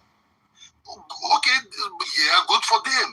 But we can say this YouTube, the way they say they don't have special cookies, some of them are saying that the customer service, some are saying all kind of things. You understand me? You know what I mean? So let me assume I live in Nigeria. Be that Africa, I am, I can go and live in Ghana, wake up and say, okay, take my stick and put it in my mouth and start cleaning my teeth. You understand me? So because I live in Africa, I know the way Africa is, you understand me? So what I'm trying to say is, if they want to come, because of their mentality, the way they live in a country being dominated by white, so their mind is also like white, you understand me? So what you have to think about, come in, think like the Chinese and the Indians, or even think like your own white people you live, because in this African country, there are a lot of white people in these countries, you understand me? Yeah, but Making business, the Chinese can survive in Africa because China is poor. The Indian can survive in Africa because we all have the same mindset of the countries we come from. Black Americans is not because they live in America. It's a country that is rich. It's a country that they never had to go through any of the things that we went through. So it's different mindset. Why pick Africa? Why if you feel like all this is going to be obstacles? Why are you coming to Africa though? Why are you making an issue? Again, I go. I'm not. To America. I'm asking, all that is the problem. Why we talk about it though? No, returning to the ancestors. Our people like African history, right? They say we've been all over the world, right? Correct? Right. Do you want to go to other places? Me? Right now? Yeah. Yeah. To live there? No, actually no. Okay then. So that's what I'm asking. If you all the stuff that you're talking about in one place, if you feel like you can't make it there, why be there? Why be there? Thank you, man. That's my problem. That has nothing to do with you, though. If that's what it used to do, nobody's making it about me, you, or anybody. I'm just giving you my opinion. But let them go and try. Let them go see for themselves. Yeah. I think I agree with Gwe on that. I think the black people in America, they should go and see for themselves. Okay. Do they see what we're not? And go seeing for themselves costs money to go do. So that's exactly what he wants y'all to keep doing, like a dummy. To go see, it costs thousands of money. You have to go fly. You have to pay a ticket. You have to land. You have to buy a hotel or get a hotel or get an Airbnb or wherever you're going to say. It costs money for you to go see. And that's what he wants you to keep doing, irregardless of the dangers, irregardless of the red flags, irregardless of the fact that the culture clashes with our Western identity and ideas. Again, it's not worth the risk to me. For the others that proclaim they have such a wonderful time, congratulations. But to me personally, it's not worth the risk. It's not worth wasting money. It's not worth any of that. That's my opinion. I'm standing on my square and I believe how I think. Let's go. About here, or did they see something that we be dismissed? It would be hard, like most people who've never been. Right. It would be hard, but they would have an idea of what we're talking about. Are we hiding, as African, are we hiding it? We're not hiding it. We're just having an open conversation. We are just saying, these are the reality that you will face in Africa. So if you're too weak, it's not going to work. It's not going to work. If you too weak, you mean the Africans that flee like he has? He's from Burkina Faso, living in America, Nebraska, I think he says. Are you too weak because you left Burkina Faso to go to Nebraska, St. James? Your ass is not over there in Africa. What the fuck are you talking about? We tell people in Africa how hard America is. Like, you got to work all the time. You got to do this. You got to do that. They don't believe us. Right. And for that was the Igbo people that came to Gambia, right? The Igbo people that came to Gambia, right? They came there. They didn't complain about the infrastructure. They found an opportunity to start selling pass, right? Car pass. They even went to Burkina Faso. Sir James hooked me up with one on the telephone, right? They did look for the infrastructure, they set up a business there. If you want a better life for yourself, you have to create that better life for yourself. You understand me? When I don't have a light. So this is his advice about what we're supposed to do over there in Africa, how we're supposed to look at it. Again, we're supposed to act like Indians and Chinese people to go over there to the Gambia or Africa. These are the recommendations of Africans to Black Americans. Listen to this. Within my house, I have solar panels in my house. You understand? Somebody from Nigeria, they move to Gambia or other African country, it would be familiar territory. Thank you. Thank you. Can I say something Africanus about that? Go ahead. We didn't say that don't come. You can come and see for yourself, but if it doesn't work, just pack up and leave. You don't Absolutely. Don't make a story around it. That's what They're upset because we talk about what our experiences are once we go to Africa. They have a big hissy about us talking about experiences. They want to keep Africa untouchable for conversations. No, that's going to not work out, Africans. If Black Americans are going to have a bad time, they're going to now, I hope, continue to spread awareness about their experiences, to warn us and give us cautionary tales as to why we don't need to be there, as if why we don't need to go. And they're upset because a lot of these stories are coming on social media and they feel shamed on their own country where they come from. But it is a shameful thing what's going on in your country. There's no other way to put it. We come here and sit up on TV and talk about our struggles in America. Don't nobody be complaining. No. You don't get what I'm saying. I'm just saying that I'm talking about the bashing.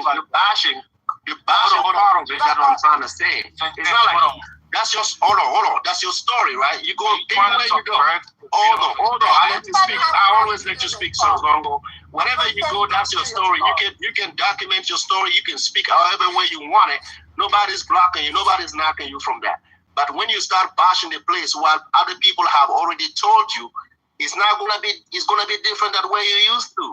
That's what I'm saying. Well, that's expressing your First Amendment right, man. That's whatever that is. Sometimes it's a waste of time because you already know. They don't have First Amendment in Africa. I'm here, I'm here, but when no, listen. I just want to say,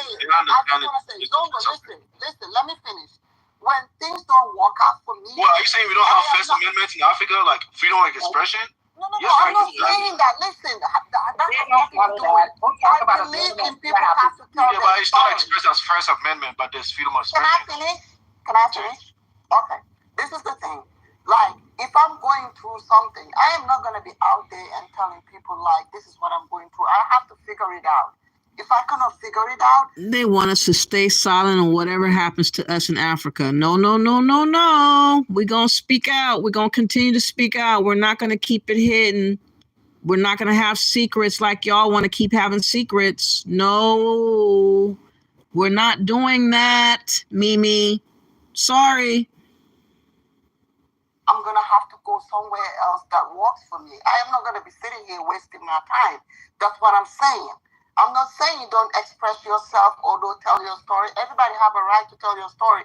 If YouTube is a way of you streaming income, hey, go ahead and do it.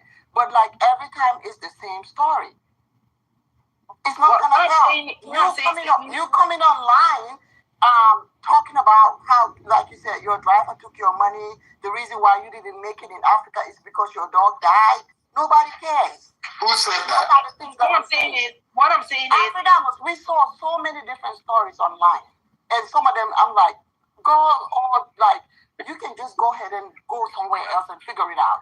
It doesn't have to be all that. Yeah, but Mimi, you understand now. They were born and raised. The nerve of her. Go somewhere else. It doesn't have to be all that. You don't have to express what had happened to you. You could just be on Mum's the Word and go somewhere else and get done dirty over there. Keep it on the low. No, we're not doing that. We're not going to keep Africa in a light of worship. I'm sorry. That's the problem with Africans. They want us worship in Africa. They want us to pretend like it's the Holy Grail. And we're not. Every chance I get, I'm bringing a story up about what's going on in Africa. You better believe that part. America, they be told to be very vocal. See, they always want to come to media to express. In America. But the fact that they say it doesn't mean, hold on. The fact that they are venting about their experience doesn't mean you have to take them seriously. They're just expressing their feelings. Yes.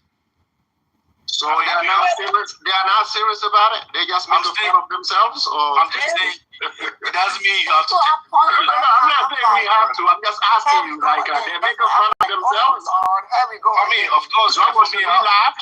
So it's a good thing. So we laugh, right? I mean, I don't really care. I mean, if they, no, I'm saying so laughing wouldn't be a problem. Me being here laughing shouldn't be a problem to anyone, right? Since we don't. Why not? Why would it be a problem? Hey. Zongo is not following the doctrine of, forever snow bunny, never. No, Alpadamas. In Zongo's like black queen forever, snow bunny never. Alpadamas. Zongo is gonna find out like most Africans. He's gonna find out like most Africans. Whoever you want to date. Like, people shouldn't care about who you do. You want to date white person, date them. You want to date African, date them. You want to date black American, whoever, Indian, Asian, do whatever you want to do. Why people care who people sleeping with? Yeah, but if I find out, I make my own decision, though. You know what I'm saying? Like, I mean, just stop it, man. Everybody have their own prerogative to make their own decision. Wasn't raised the way we were raised. Yeah. So for us, we don't carry our problem in. A lot of times we tend to blame people from the other side. And we don't blame ourselves. I mean, you were making all these points, making comparison about this. The snow bunnies are better in terms of this thing. And then when you analyze what you said critically, you just speak out in terms of citizenship. The question I want to ask you is, an African coming over here, when an African over here do the same thing for their fellow African? No, they don't do it. I mean, the Ghanaian community, nobody does it. Listen, because they know that you want to exploit them. They know that. Zongo. First of all, the way we interact, like men and women in Africa, the way we interact in Africa and the way we interact here is totally different. You're talking about two different Africans in America. They would interact with you differently. Like I talked to a Liberian girl, she would act brand new. She would act like the way she perceives things in America. So you cannot have the African element here like that. You know what I'm saying? Unless you are in their community. So technically you will be around your own folks. If I go to a Ghanaian, the Ghanaian will perceive me as something. Like, I'm different. They will see the African part of me. They will be like, hey, man, this is... And all Africans see other Africans as being different. They all are running a con game on Black Americans saying online that we are all the same. But in reality, they don't see each other the same. But they're all in on it, on the con game of us believing that that's what they think. And they don't. It's the part that kills me. It's obvious they don't. Let me see what you guys are saying, then I'll go back. Thank you all for listening. If you have not yet, please like and share the video. Subscribe to my channel. I would greatly appreciate that. You said, Lynn says, all of our so-called organizations look out for everyone and not just us. They don't look out for us at all, Lynn. That's the issue. You said all of them. And then NAACP, Urban League, Rainbow Coalition, CBC, ADOS, etc. They don't look at us at all. That's the issue. They're claiming to represent us, but they are representing other groups of people. That is the issue. And we're concerned about other groups of people and not ourselves. So we're working against ourselves as well. That's the issue. Lynn says, why does he have the USA flag in the background? Beyonce can't have the flag, but this panty can. Exactly. Everybody else can have the flag, but Black Americans. That's the only people that's criticized for that. And it's obvious that this is an agenda. Queso is the only one guy that covered that issue in the defined way, a dignified way. Those women are super haters. Oh, you're talking about the FGM? He talked about it too. Oh, I think I did see that. ADOS invented. Easy Access upwards of 95% of women in Somalia have had the FGM. Like I said, I never heard of that until like just 2-3 weeks ago. Never knew about that. But now that I know about that, it's starting to all add up as to what the animosity is about, why the women are so feminine acting and so docile and quiet and meek and humble. They've been submitted against their will. They never had a chance at a very young age. And they're trying to act like they're just better women than us. No, they've been submitted and maimed, a lot of them, harmed, forced to get married young. 8, 9, 10 years old. What are you going to do when you get 30? Your mind is still like that child. You get married about 11 or 12, you still in the brain, that child. And they never let you leave the roles of what that wife is supposed to be to that older man. How can that woman get liberated from that? It's impossible. But they trying to say that those women are better women. No, they've been subjugated. You said, what the F? That FMG is so damn primitive. It is wicked. That's the word, wicked. It also hurts them. There is no medical necessity in FMG. It is barbaric. Nothing about that is good. I don't care. I'm so glad that I don't have to know that part of that culture. I really am glad. I can't pronounce your name. I'm going to try. Abdiaziz. Yo, how are you doing? Africans have too many problems to even be thinking on Black Americans, Lynn says. They really need to focus on their many, many problems. I'm saying every time I turn around and I look into what is going on, it's like my hair is blown back. I'm astonished. I cannot believe they got so much time for us. It's really super weird. You said super duper predatory. It is. You panty women go marry an African and have your daughters get an FGM and then marry her grandfather's sick bastard culture. Easy X says. It is not the biz. It is not something that I feel should be on a pedestal to be worshiping and saying that their culture is better than ours. That is the most ridiculous thought. Whoever is thinking that thought, as a Black American, shame on you. You said, I like my flower on top of that, and they are not surgeons. Exactly. They use the same blade on different little girls and stuff. I mean, it's just wicked. Like you said, it's wicked. And Kemet or Egypt is the holy grail for panties. They worship ancient culture like heroin addicts, Easy X says. Yes, they got some issues, man.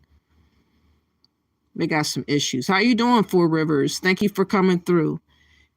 You said the smile they're talking about is the long river that leads from the ocean and into the country. This causes flooding and horrible living conditions for months. Does it?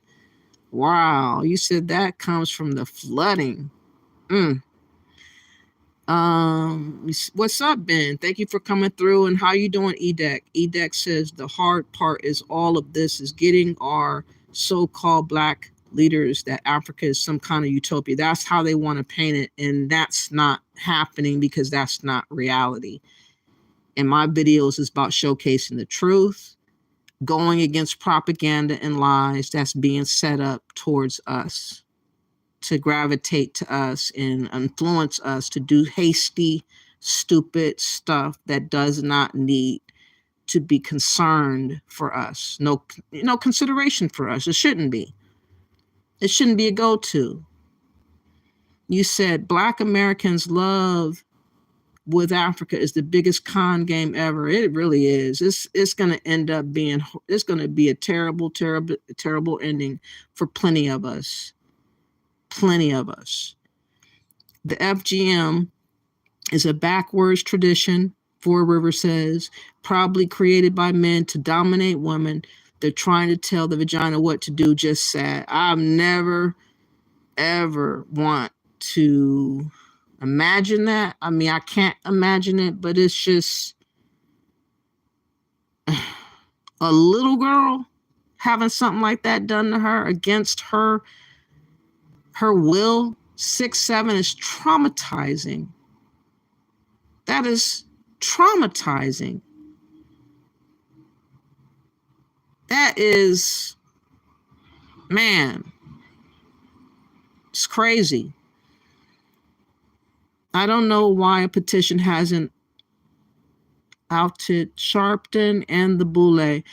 Man, we're not mad enough. I don't know what we're waiting for, but we're not mad enough about all this stuff going on. We got so many Benedict Arnolds around us, Al Sharpton, all of them just running free and clear of all the stuff they're doing against us, just untouched.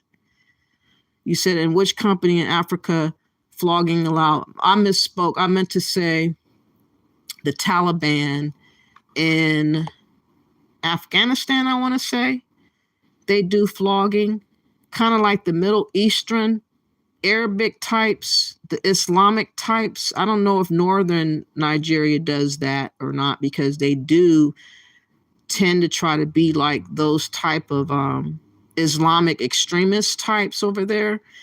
But there's flogging in Afghanistan. There is a video that I could show that is affecting women if they're caught or suspected of adultery.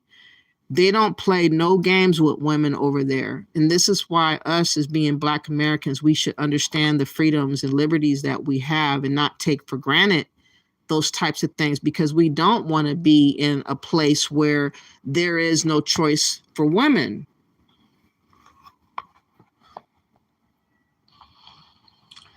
For our next story, let's go back in time. It's the late 1990s. The Taliban is in power in Afghanistan. Girls are barred from school. Women are absent from public life. They cannot step out of their homes. If they have to, a man must accompany them. Also, they must be covered from head to toe. You may remember this blue burqa. It became the global symbol of the Taliban rule, a symbol of their oppressive regime. Now let's fast forward to 2024, to today. The Taliban is in power in Afghanistan. Girls are barred from school. 2.5 million girls and young women are out of school. Women are absent from public life. They're not allowed to work. They're not allowed to travel. They wear a burqa that covers them from head to toe. If they don't, there are consequences. As we speak, at least 800 women are being held in Taliban prisons. Others are dying by suicide. Women make up for 80% of recorded suicide attempts in Afghanistan. They account for almost 75% of the deaths. Essentially, it's all the same. Taliban 1.0, Taliban 2.0, it doesn't really matter. Women were oppressed then, and women are oppressed now. In fact, they're worse off, because the Taliban has made a new announcement. It comes from their supreme leader, this man, Hebatullah Akhundzada. He said the Taliban are reintroducing old methods, public flogging and stoning to death. They're bringing these back, flogging and stoning to death. And who will be the victims? Who will face this punishment? The women of Afghanistan, they will be flogged and stoned to death if they commit adultery. And this is only for women. It's shocking, but not surprising, because the Taliban have done it before. Last year alone, they ordered 417 public floggings and executions. So this announcement hardly makes a difference, but it shows you one thing. So are they better women, or are they forced women? But dumb Pan-Africans and stupid other people like to put Black Americans' culture on the chopping block, saying that we're, people that are wild and crazy and out here doing whatever. Again, the extreme is the other way. Not having a choice, not having no rights, being treated like an animal. I'd rather have the choice. That's why a lot of people come for us, because in their culture, a lot of times they don't have choices, and they hate the fact that we have been freed from slavery, freed from a lot of different things that we used to go through. They want to see us in that type of predicament again. That's where all the jealousy is coming from. It's starting to become crystal clear. The jealousy is that they feel like we should be subjugated like a lot of their culture and a lot of their women, a lot of other situations are. And a lot of people is scapegoating us and showing their fangs and their disdain for our freedoms. That's the only way it makes sense. That's the only way it makes sense. Let me see what else you're saying. But yeah, that's the Taliban treating those types of women like that. And like I said, the Gambian women, you know, the way that Pan-Africans would like to revere them and put them on pedestals and stuff, now we understand what's going on over there. And it's not pretty. It's not pretty at all. Okay, let's go back to them talking yet again about us. Right. Well, if they're coming over from a country where you say they have all these... Oh, this is the wrong one. Hold on, wrong one. That's Big Bubba. We'll get to him in a little bit. He is going to be begging for acceptance, kind of. And it's bizarre. Different. They will see the African part of me. They will be like, hey, man, this is America. That's the way we're going to treat you here. So you have to chastise them too. Don't just limit it to... No. Listen. The community here in America, in Denver, Colorado, where I'm trying to tell you, the black folks, most of them, like I didn't even tell you that, most of them were Ghanaians. Ghanaians are dating white women like nothing. So the Ghanaians love snow bunnies, huh? Oh, of course they do. A lot of them here. It's not just Ghanaians, it's most Africans. No.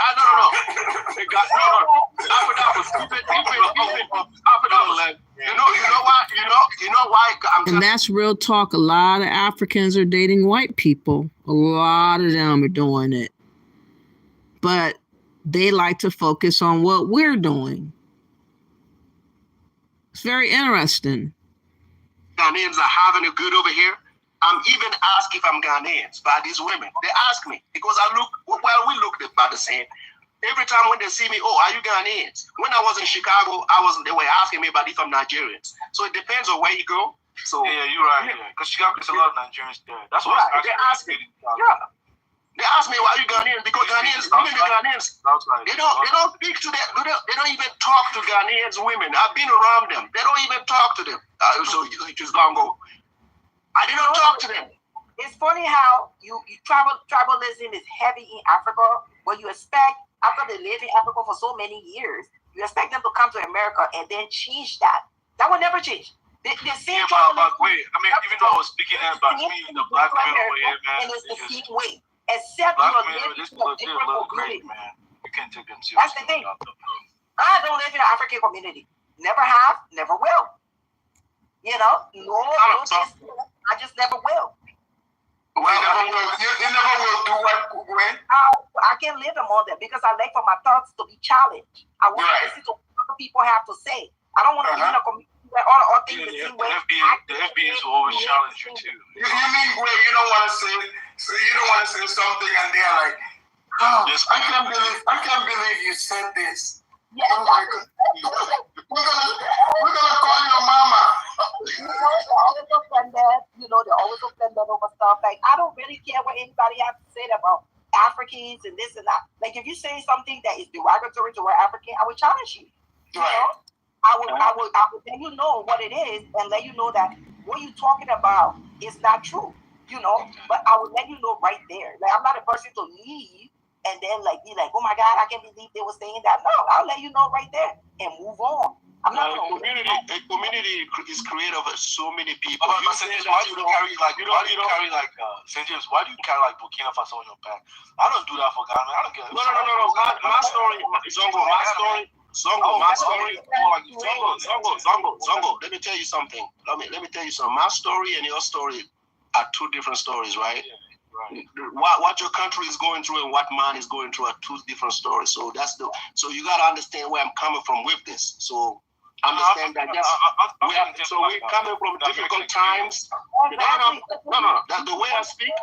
I'm glad that you're saying that. The way I speak has a lot to do with the state of my country. That's it. It doesn't have anything to do with anything else.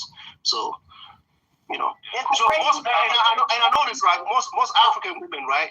When we talk about African community, they always say they They don't want to be part of it. So you are generalizing people, right? Again, when you talk about a community, communities made of. No, he just said I don't stay in Africa. That's what he said. No, she doesn't connect with the mentality of setting groups. What's the African mentality in an African community? In the African community, there's no African community where you can pick to live. We call it African community, but there's no proximity like we are living. Well, guess what? Like the African community is in existence here. It's like different countries. Welcome to the African community. Yeah, you're right. The girl likes to be challenged, so she found her African community. Let me tell you one thing. See, when I was in Illinois, I contacted the Kenyan community, and even the community is even fragmented. Man. It's based on tribes, actually, man. Yes. And I could even locate my tribal, I'm like, what about me, man? How should I connect? Zongo, you got a point, right? I think a lot of them be talking and be wanting to hear themselves talk. Let me find this other timestamp where Big Black comes on, the other Black American. After hearing them speak a little bit about us and whatnot, he felt some kind of way. He wanted to get on and try to get his little, what about me? I'm African. I want to be received. I want to be loved. I mean, I don't like Big Black at all. I think that he represents weakness of Black American men. Come on a panel, kissing ass and whatnot. Let me say this. As far as like the people that come over, right? Black American, African Americans that come over, right? Right. Well, if they're coming over from a country where you say they have all these amenities, right? And they come over to the country, that means they have a love for Africa. Meaning that I understand like how some of the Africans can't understand to be in a country and your homeland is, over the waters, and to step foot in your homeland for the first time. Right. You know what I mean? Knowing that, hey, this is where you come from. Just the thought of, a person that is very proud of being African. You know what I mean? To come to their homeland for the first time. I don't understand why you all don't put... This guy has never been to Africa, y'all. Every chance he gets, he's on panels defending Africa. He's never visited. He doesn't know anything. He's claiming to be a Pan-African. He sounds like he's about to cry. This is embarrassing. Some of you, right? Don't put you all in their shoes. Yeah, maybe they did probably come over with foolish thoughts of saying, you know what, I don't need a business, right? And kind of overlook needing a business to survive there because of, maybe job scarcity, right? Right. Over there, you create the job. Right. I can understand that. Now, if I don't claim, I'm an African American, I don't claim the term FBA, right? Because to me, as an African American, as someone proud to be African American, to me, someone that's proud of my African ancestry, I don't want you to take the name African away from me. You dig what I'm saying? I don't want you to take the name of African away from me. I don't want you to take away the name of African from me. I'll just about lose my mind if you take African away from me. Please receive me. Please love me. Please. It's like you're taking my African ancestry. It's like it's part of your identity. Right. So you're just gonna remove African. That's how I feel. But okay. I'll tell you this. Whoever started whether the African Americans started talking about African first, or a lot of Africans feel like, African Americans feel like the Africans started talking about them first and Twitter posts and all that, and maybe vice versa. So it's like, what came first, particular the age? I think overall, the stuff needs to be stopped. But say what you want about Tariq, but Tariq will never let a non-black person come on his show and denigrate Africa. Never. You mean he wouldn't let a black person come on his show? But I'll I've seen stuff about Africans all the time. But it's true. I've seen him defending Africans. So yeah. He will never. Stuff about Africans all the time. Why do you think all these FBAs, when they see any chat that they see Africans, they're putting them together, you're denigrating them, they're saying all this stuff, and you Africans supposed to sit there and just be quiet? You don't lost your mind. Listen. No. I disagree with him. Going back and forth with this, with all that tech and stuff. But one thing he will never do. He will never let a non-black person come on his show and denigrate Africa. And that's supposed to make us feel better, even though he's denigrating us? I'm saying that's not supposed to feel better, but I tell you what, I see on a lot of these shows, white people come on these shows and denigrate your brothers and sisters. And Which one? I'm not going to give names. Give a few names. Which shows? They want to show my bro. Which shows? Give out 2 names. Just 2 names. Just 2. No, just 2 names. Just give us 2 names. It's a white show that come in here and denigrate after. Which one, my brother? Give a name, just so we can follow. Give a name, so we can fix it. Maybe that can be fixed. You know what? I'm not gonna say it, but it does happen. I'm just gonna put it like that. And but why you don't want to tell us the name? Hey. But even there's a recent show he did about a snow bunny. I mean, you can just check it just quite recent, like in a day or two. I mean, have you been part of a show where white folks were denigrating African American? No. I haven't been in one. He led shows degrading Black Americans. What are you talking about, Afrodamas? The big brave dude used to be on there talking shit all the damn time. What are you talking about? I have a video of the racist on one of the videos, maybe less than a year ago. That was a regular on your show. Now he's trying to have amnesia. Let me see what you guys are saying, then I'll let this continue. But I don't understand why Big Black had to go up there and kiss ass. And like I said, why do you care what Africans think? Why don't you care about what you think? What is wrong with our thinking? Why can't we receive our own selves like everybody else does? Let me see. Edex says, I read that already. Hold on. The so-called Black Power movement hijacked by Caribbeans like Stokely Carmichael is the beginning of Black American unhealthy love affair with Africa, Edex says. Yeah, I believe you. I believe you. They brought that mess over here, and some of us, like a dumb nutty bar, gravitated to that mess. Really, resources? What resources? I hope all Africans hear this. We are own enemy. Black Americans this, Black Americans that. Yeah, they talk about us all the time.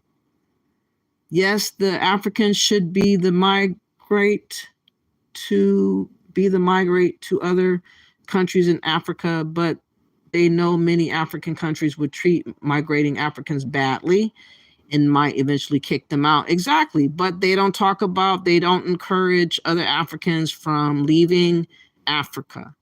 They don't say, hey, why don't you come to the Gambia? Why don't y'all come to Nigeria? Why don't y'all come over here? No, they want to go to America, Europe, Canada, and they want us to replace them over there in Africa. That's why they're all in on us going to Africa. And they all have an opinion about us going. Forrest River says, saying Black Americans give the African a feeling of importance. I don't know about that. I think saying African American gives them a feeling of importance. I don't think saying Black American does. Because we're just acknowledging ourselves when we say Black Americans. When we say African Americans, you're taking away from yourself to claim another continent that you're not at and you're not from. It's weird.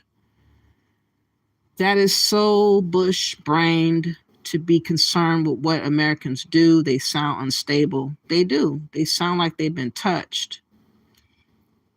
Yes, the Africans making the loudest noise are the ones that ran from Africa themselves, and they're always saying that we couldn't hang.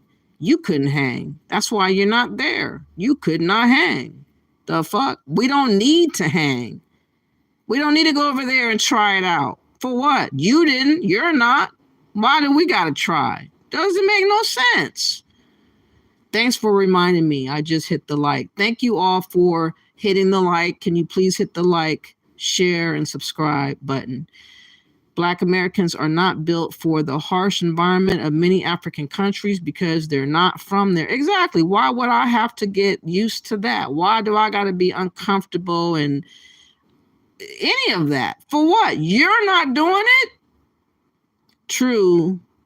They should tell more about their terrible experiences in Africa. Yeah. Why don't they talk about their experiences trying to come over here and why they come over here and how bad it really is? They're not discussing that kind of stuff because, again, they want us worshiping Africa. That's why they don't talk about Africa. But like I said, the more delving in that I get and figuring out what's going on, I am totally stunned. And it is not something that I feel we should be worshiping Africa for. You should not. Gambian mammy babble. That's what you said. Gambian mammy babble. No, you didn't, ADOS. Yes, please hit the like. You said, and more is Mimi from, yep, she's from Gambia herself. So they should have had a whole show on FGM. They should have really talked about why the men are so backwards thinking. Why are they primitive? Why are they harming little girls? Why is this a devastating overturn of the law? That should have been the whole entire live. But it didn't stay that way. What country is Mimi? Yeah, she's right now in America somewhere, criticizing us, talking about we shouldn't talk about Africa. We should just be on the low. If we have an issue, just move on and be quiet. That's what she said. No, we're not. Y'all keep telling y'all terrible stories and I'll keep reporting it. Yes, he's right. Africans in the West don't accept each other, yet Pan-Africans will lie and tell Black Americans that they will be accepted in Africa. Exactly. The biggest lie ever. You're accepted as long as you're spending money. And when you're not accepted no more. Or their opportunity to try to get your money. Either or.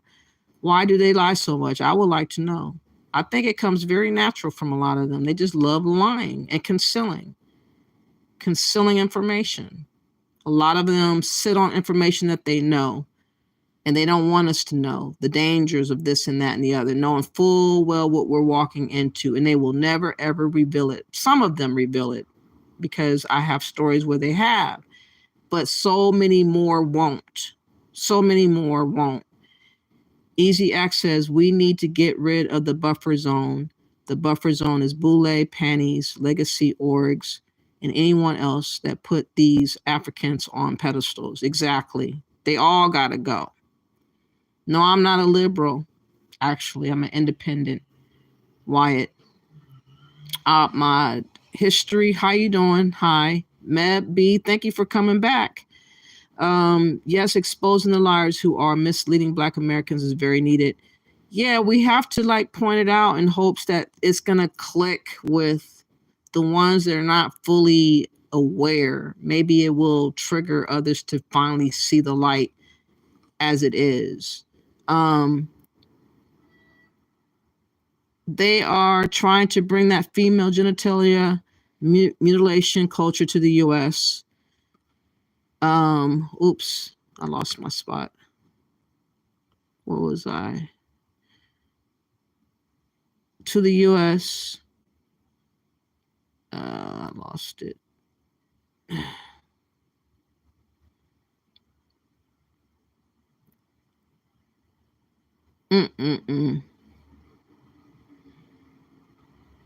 My phone is bugging. Okay, it's very primitive culture. Keep that shit in Africa. Don't bring it here, Lynn M says. Facts. No, those women aren't better. They are abused and traumatized. They are viewed as property. Exactly. But you hear Pan-Africans talking about, oh, they got culture. Oh, they're doing this. Oh, they're feminine. Oh, they're spiritual. They're traumatized. They're being abused. You can't paint that shit and clean it up. You can't perfume shit and call that shit a good scent. I'm sorry. It's not cute what they're going through. They're definitely traumatized. African women use skin bleachers because they say they're men like white women. Yeah, a lot of them are doing it more and more and more. Yes, they better leave that backwardness over there. That's right, Four Rivers. NW brainwash is a sad thing, and it's really going on, for real. Big Black was born in Ghana. They have a lot of people that cosplay being American. He says he's never been to Africa, though. So are you saying he's lying? He said he's never been to Africa. Africa's not my homeland either, Lynn. Little Black ain't big at all. Have you seen him? He's a weakling, though, whoever he is. He said it on Bumani Nakmizi shut Big Black down. I've cut him off and shut him down, too. He got on my nerves one time trying to come up on the panel to try to tell me something. I said, no, you're not coming up here to tell me nothing. I don't talk to motherfucking ignorant ass lame men. What the fuck you talking about? Anyways, I shut him down also. I think it was on Khazarian Empire's show, actually. He's not impressive at all. He's a dodo bird. And he likes to like worship Africans for some strange reason. It's weird. The most that intermingling Africans do with Black Americans is usually to pay them for green card scam marriages. Yeah, that's another. After that, the African divorces and lives among themselves. Exactly. They use us up and spit us out. Africa is not my homeland either. That's right, DJT. And we all should accept that. I mean, for the ones that think otherwise, like I said, that's the biggest separation. We probably got to separate. We got to just agree to disagree. That has to be understood, though. A lot of us don't feel like Africa is our home, and we never will. That's just the facts. Black Americans don't claim an African American. I think charges should be filed on people doing that. They keeping us under that terrible name that definitely is in the way of us cosplaying and making claims, libidinous claims on a collective. They always do. He is an African American. Is he really from Ghana? I thought he said he was not. He never been to Africa before. That's why I thought he got clowned by Nakmizi. Yes, Black Americans shouldn't be allowed to call themselves something that they're not. We shouldn't be calling ourselves anything but Americans. And Blacks are separated. Let's see how far you get with division. It's been a divide. It's been a divide, absolutely, for Black facts. Because they know other Africans know what the deal is there. I have no love for people who are out to scam me. I have no desire to be around any of those people. Facts, Lynn. And Africans need to stay in their homeland and build it up so their people don't need to flee. That's not going to happen, and that's not a requirement that they're placing on themselves. Again, when you hyperly focus on us, you don't have to focus on you. You don't have to look at your own country and continent. You don't have to worry about what's really going on because it's called scapegoating and gaslighting us. And that's what Africans continually do to try to lessen their situation by hyper-focusing on us. And I wish that they would understand that that is not going to bless you. That's not benefiting Africa. That's not correcting anything going on over there. It's not stopping y'all from fleeing. You guys are not encouraging the Africans to go anywhere else in Africa. You guys are not even talking about what's going on among yourselves, leaving Africa. None of those conversations are really being had like that. Why is that? Why is that? NW says, I believe that American Black, should have a culture.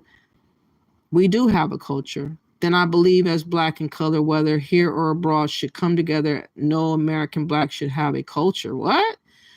No, I don't know what you're talking about. That don't make sense. this not the same for all 56 countries on the it's 54 countries on the African continent, Bella. Let's not stereotype the entire continent, not the entire continent, but plenty of them. How about that? Too many of them. And is African hair 4C and lower different from 4C American hair?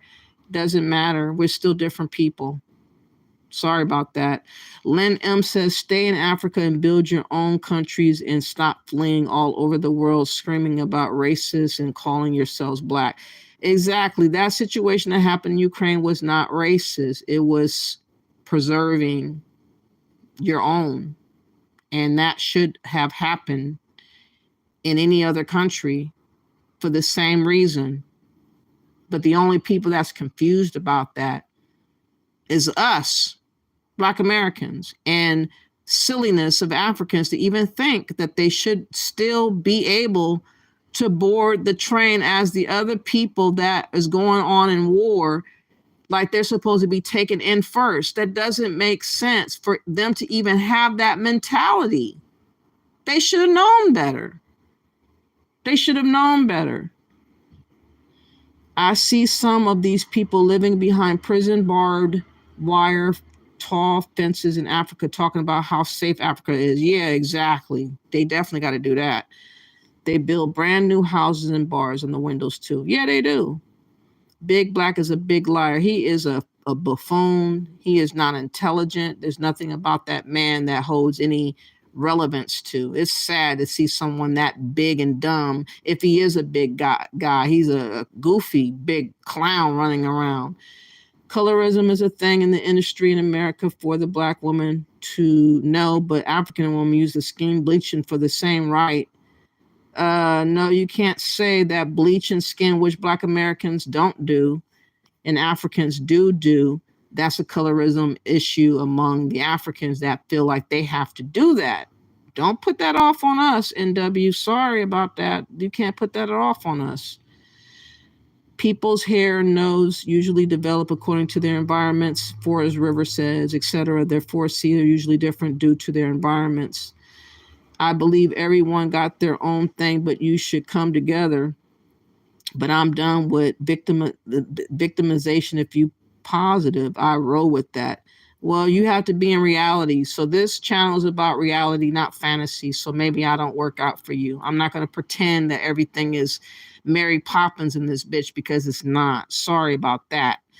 Anyways, Lynn M says, I have seen those burglar bars. I also seen a video where they took those bars off the windows. Yeah, Tay Travels happened to her. Stole all her belongings. Not safe there at all. While she slept, it happened. She was in the area, in the spot, in the house, or whatever it's called.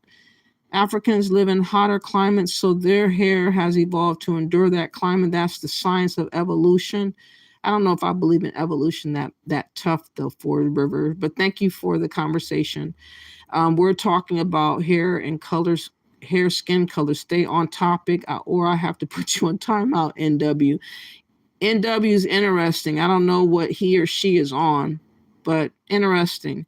Why would a people who have stood the test of time come together with entitled losers? We got to think about ourselves first, and we haven't done that yet. That's the true honesty of it all.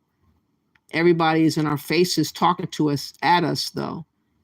And that's what's keeping us lost, because we can't seem to get our own little thing going among ourselves, because all these strangers and foreigners are in our spaces. They have infiltrated and they have taken over and sucked out the oxygen of the conversation and made it about them in Africa. That's what they've done. That's what we got to stop making them. We got to nip that from continuing. Divineful chat, I'm dyeing my hair soon. I'm light skinned. What color, blonde or dark red? If you're real light, dark red probably won't work out for you. I would do a brownish red. That's better. Okay. Lynn M says all these Africans sitting in the United States of America talking about Africa, a much a fleer. They flee, they don't build. Yeah, they talking shit to us in America about what we need to be doing in Africa. That's the craziest thing I ever heard. Fled their own people and culture is the biggest victimization story in real time. Bah ha ha, hilarious. Eidos Invented says. You're forgetting the people who let them in. JB says you're forgetting the people that let them in. I ain't forgot about who let them in. They all devils. They all working for the common good of destroying what is going on over here in America and trying to change everything about America. America's not going to be American in about 10, 20 years. It's going to look totally different. It's going to feel totally different unless we get Trump up in here. That's what we got to do. We got to vote extremely different this go. She left Gambia, Lynn M says. Yeah, Mimi's in America. All of them are in America. Only one person that was on the panel was in Nigeria, and that was Kandala. Everybody else was sitting up in America telling us what we need to be doing in the Gambia or what we shouldn't be talking about in Africa. Yes, they're fleeing their countries, but criticizing another man's country. Yeah, they do. To be fair, they did a lot of bad in Africa. Who did? You talking about the colonizers? Of course they did. And they still are doing bad over there, if that's what you're referencing. It's not getting no better. What's your take on Candace Owens? I don't really like Candace Owens, but I know she's going through something and I don't care. I really don't care what she's going through, to be honest. For Black ain't playing out here giving beauty tips and chopping up panties at the same time.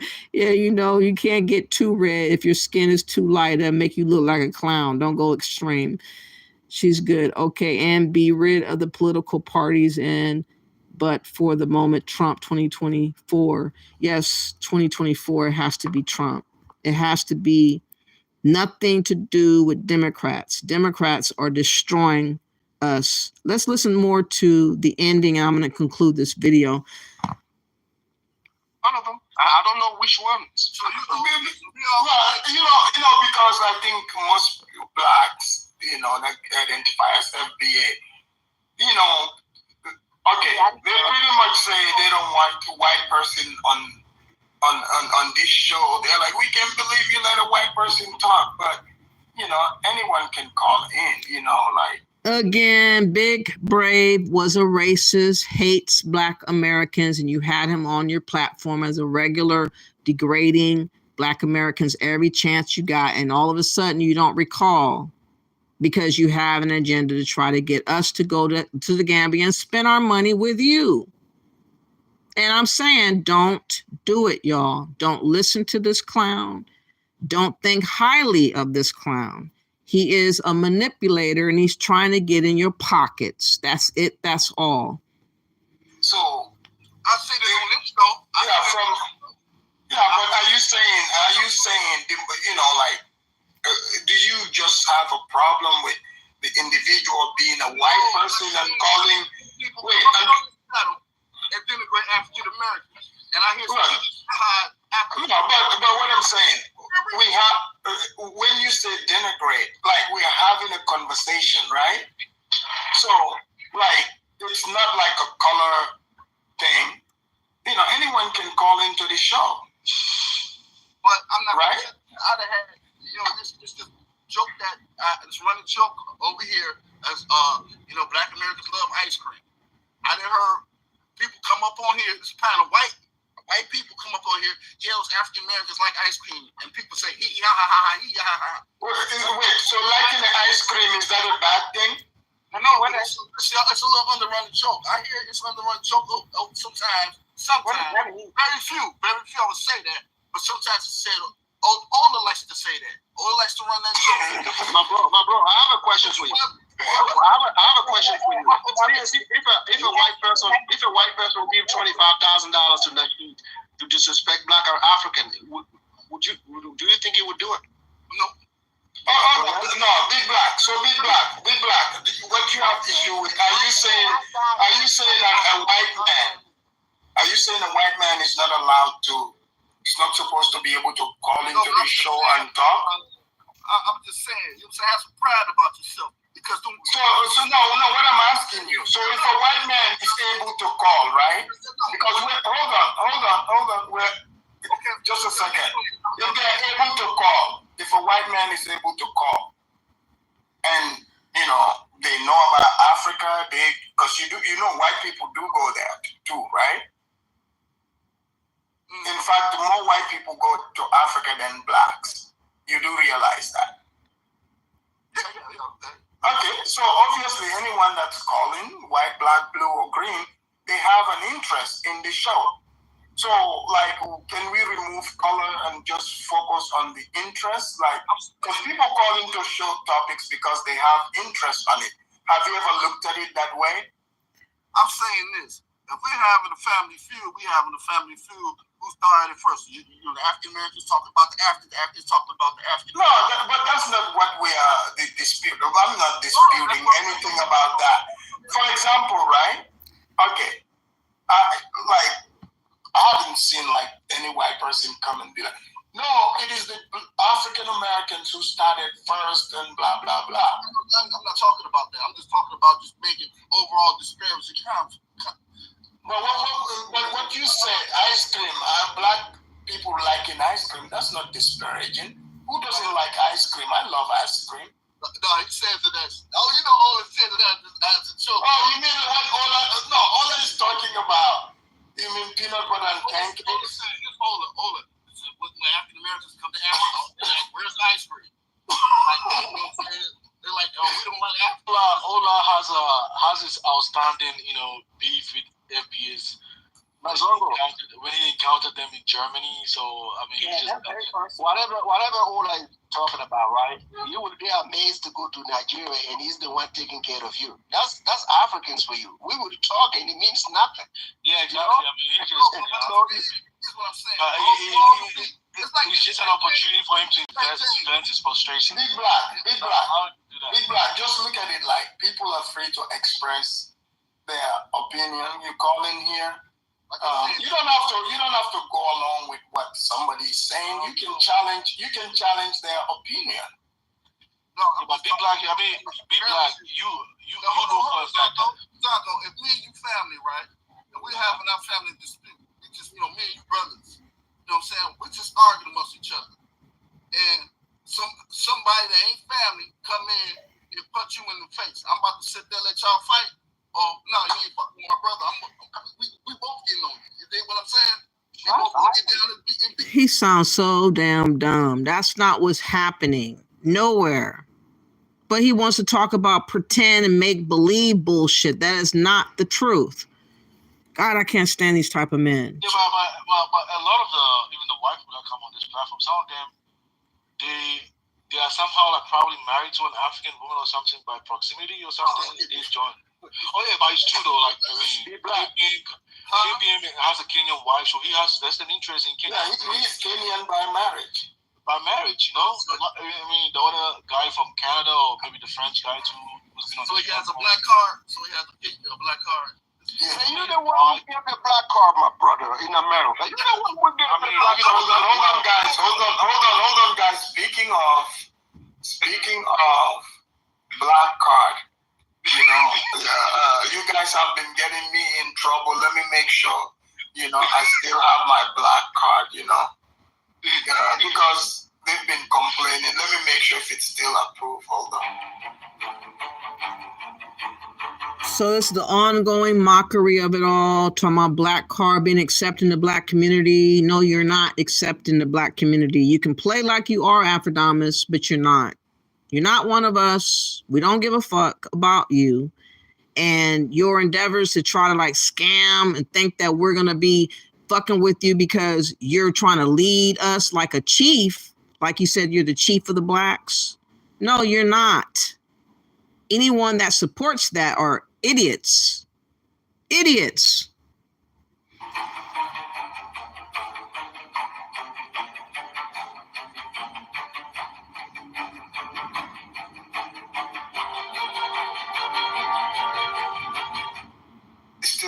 5 more years. Okay. Yeah. I'm still in. But guys, let's do our closing statements. We've been here over 3 hours. Anyways, the conversation could have been more useful if it would have stayed on what is going on in the Gambia. I don't think a lot of people are really speaking up on behalf of those girls and women, especially men are not. Afrodamus has a big enough platform where he could have really brought awareness to talk about it.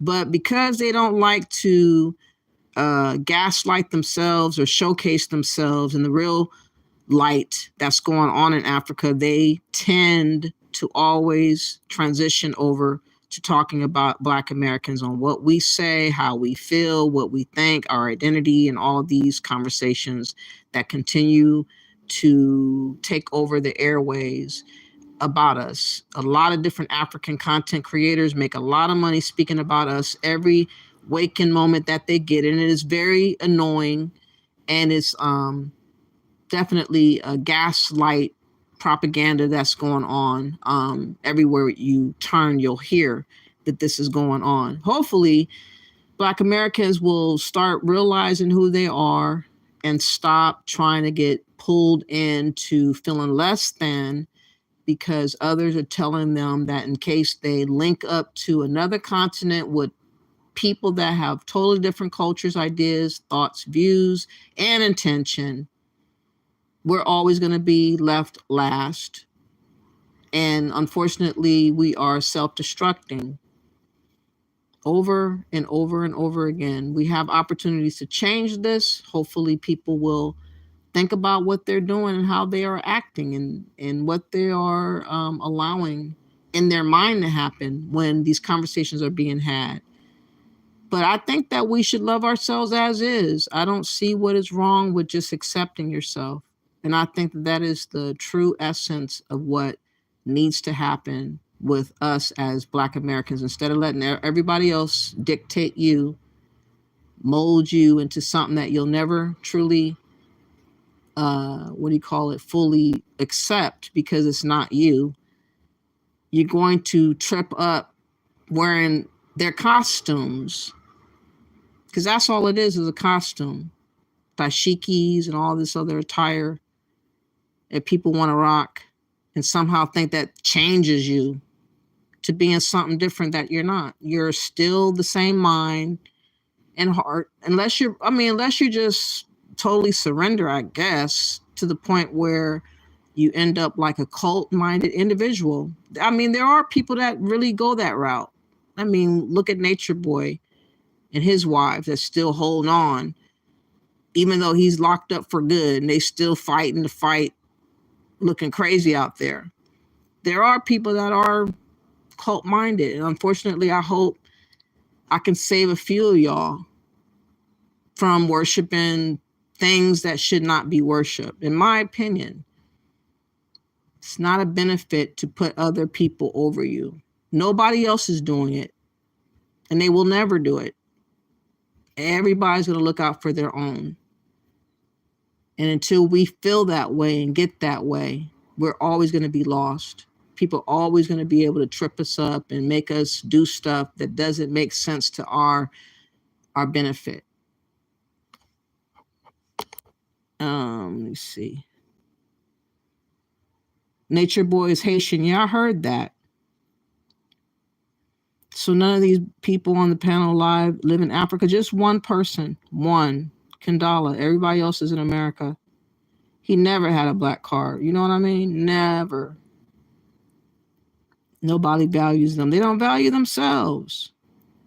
Like I said, they got a lot of secrets that they don't want revealed, apparently, because they're not talking about themselves so that we get a clear understanding about them. They want to be professionals and overlords over us. And that's just what's going on, what I see online. And hopefully people will stop that. Len says instead of fleeing and attacking Black Americans, they should stay home and build and take responsibility, take accountability for their countries. That would be great to do, but they're not going to do that. That's all they do is say, imagine, imagine, imagine, worthless. Yep. Okay, you said Ados invented country rock and hip hop says, yes, the Africans leave their countries but won't invest in them when they become successful. It does appear that that is what's going on. He said, we are a very kind society, or they wouldn't risk dying to get here. Nobody is dying literally to get to Africa. Accountability. Yeah. You said Africans had done a lot of bad. They sold your ancestors into chattel slavery. Not all, but the ones that were partakers of that, yes. I think that, that's karma, part of it. Part of it. If they cared about Africa instead of trying to be doctors, they would study the military and how to refine their resources. Accountability. Yeah, accountability is a hard word to swallow, though. As do we, and we've done a lot of bad. Yeah, we all have our share of bad in our culture, that's for sure. But one is always exposed, which is ours, versus another that is hidden and kept silent. And everybody thinks that we should always keep it on the hush as far as what's going on in Africa. And Africans are getting upset and feeling some kind of way. And they feel like they need to now be more vocal on purpose, talking about us. But that's not going to make y'all problems go away. It's not going to make FGM somehow vanish.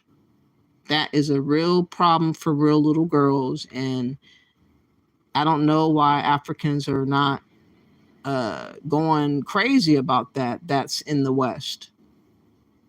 I don't know. That's something that y'all going to have to figure out. It doesn't make sense that the Mimi didn't want to have that conversation. She said, oh, we'll have it another time. What's wrong with having the conversation then? That's the situation right now in the Gambia. Like literally right now, they're talking about that. It's the biggest, hottest topic in the Gambia. And it's very serious. It's affecting little girls and their futures and how they're going to be treated moving forward. It's like 100% a real problem. But they prefer to kick that down the can down the road and not deal with it, and instead focus hyperly on what we do as a sport. It's turning like into a kind of a sport, like a hobby. I mean, y'all know anywhere you go and turn, any conversation that's being had globally, it doesn't even matter what race of people it is, somehow Black Americans come up. It's a trip. I don't know how long that's been going on for. I mean, shoot. I guess we're the favorite conversation for many, many people.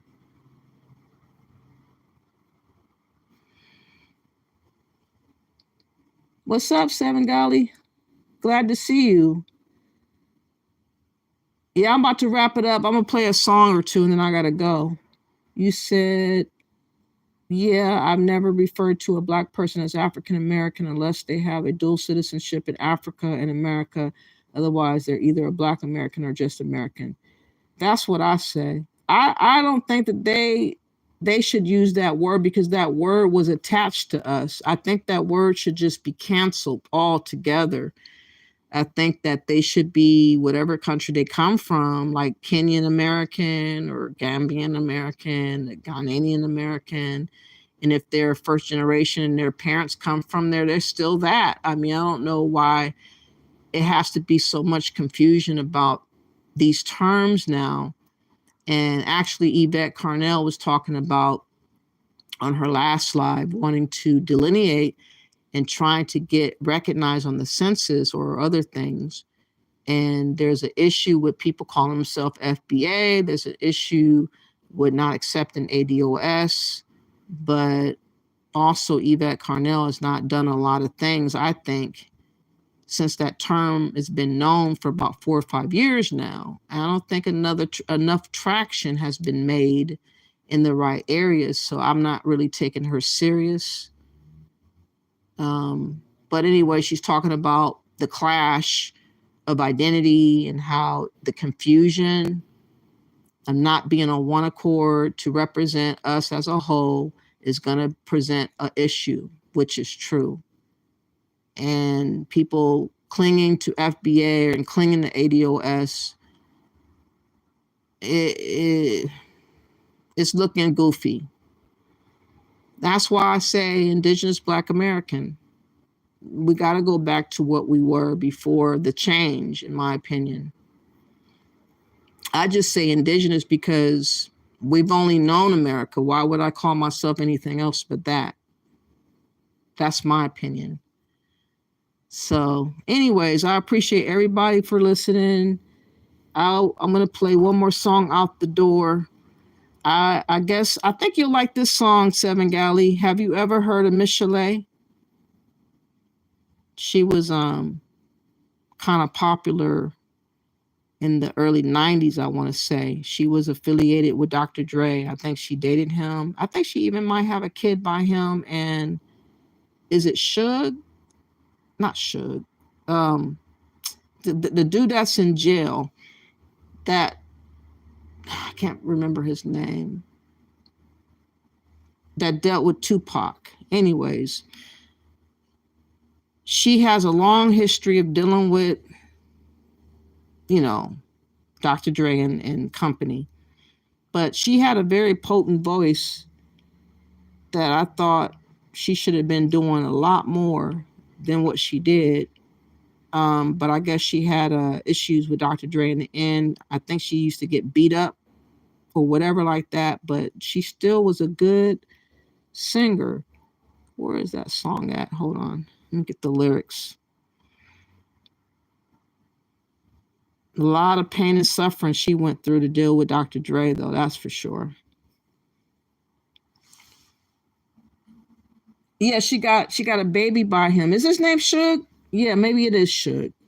I'm thinking of Uncle Suge. My mind went blank.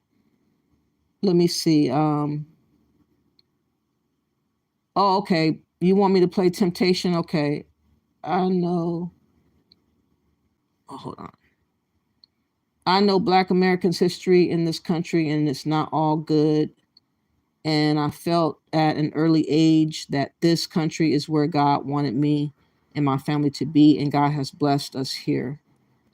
For the most part, I mean, we have had our issues, but, to think about how life would be elsewhere as a woman, we really need to understand what that means as being women in America. Like, that is big globally. That is sought after by many women that want to flee oppression of men. And we take for granted that right. It's mind-boggling how insignificant you guys make it feel and act as if women's rights is not as important as it should be. JB says, I have a problem with that term, not you using it or anything, but just deter itself, because just like the term people of color excludes, or rather includes everyone but white people. I don't know what you mean. White people are different from Black people in America, and even Black people are different among themselves. There's differences throughout the globe, JB. Alfonso, Yvette Carnell, right, but we never had that delineation comes from language, land, custom, traditions, garb, not skin color, politics. We should have been defined ourselves away from immigrants. It is so silly that they purposely are trying to sabotage any effort that we're trying to make to keep us separate from immigrants that's coming over here. Again, They have their own identity. They don't need to share ours. It doesn't make sense other than erasement of us. Lynn says ADOS has a Black agenda that includes all melanated people, including immigrants. Well, that's not going to work for me if that's really what she's on. I haven't studied up on all her stuff. I just know sometimes she says things that's good. You said she's got a baby by Suge. Yep. All right, so I'm going to play 2 songs, and I'm going to play Something in My Heart by Miss Chalet. Again, this is probably 91, 92, something like that. But this is when music was music, and it meant something.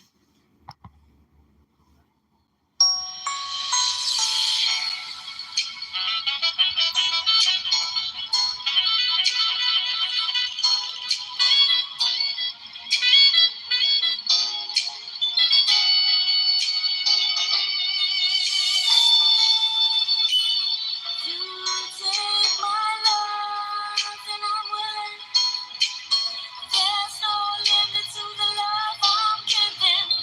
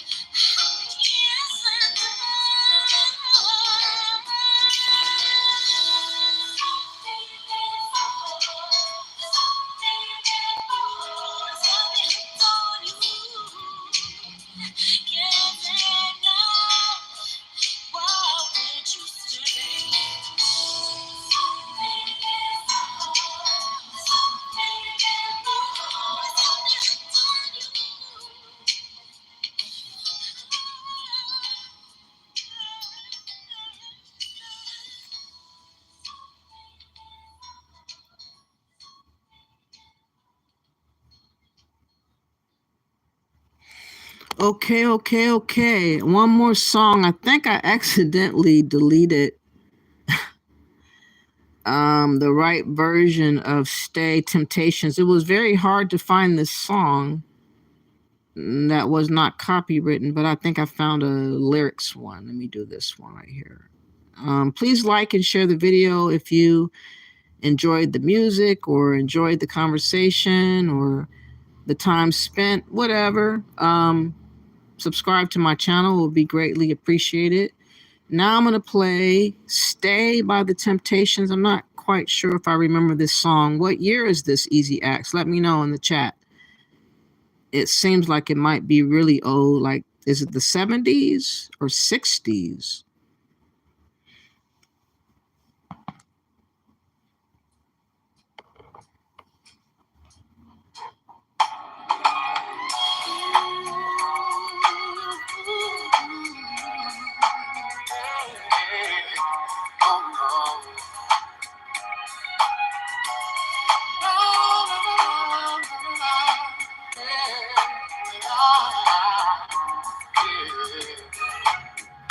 Just to feel your fire. You said you were designed. You know my heart goes crazy when your tender lips touch mine. Let's explore our love and the candlelight and wine. We'll leave the world behind. Yeah. You believe in the miracle of love. Try and see I'm the one you're dreaming of. Baby, close your eyes. Let the fantasy become real. Oh yeah, love. Stay to the morning, baby. Rock me, girl, like I wanna rock you, like I wanna rock you. Stay with me, baby. Stay to the morning, baby. Let me know that you want me to. I wanna rock you, baby. Can you feel me, baby? 'Cause I'm coming from the you're such a sexy lady. Ooh, just tell me fast, girl. I'll make sweet, sweet love like you never felt before, and give you so much more. Yeah. Will you be a friend? I will come to you. You just tell me when. Girl, that's all you gotta do. Yeah. Be a friend. I will be your pleasure. Anytime you need. Rock me, girl. I wanna rock you. Don't you wanna stay? Yeah. Let me know that you want me to. Girl, I want you to stay with me. Rock me, girl. Like I wanna rock you. In the morning, in the evening, and all night long. Rock me, girl. That you want me to. I wanna rock you, baby. You want me to. I'll sing from the highest mountain. With the words across the sky. I can't live without you. I can love you through the day and all night and all night and all night. Of all the riches in the world,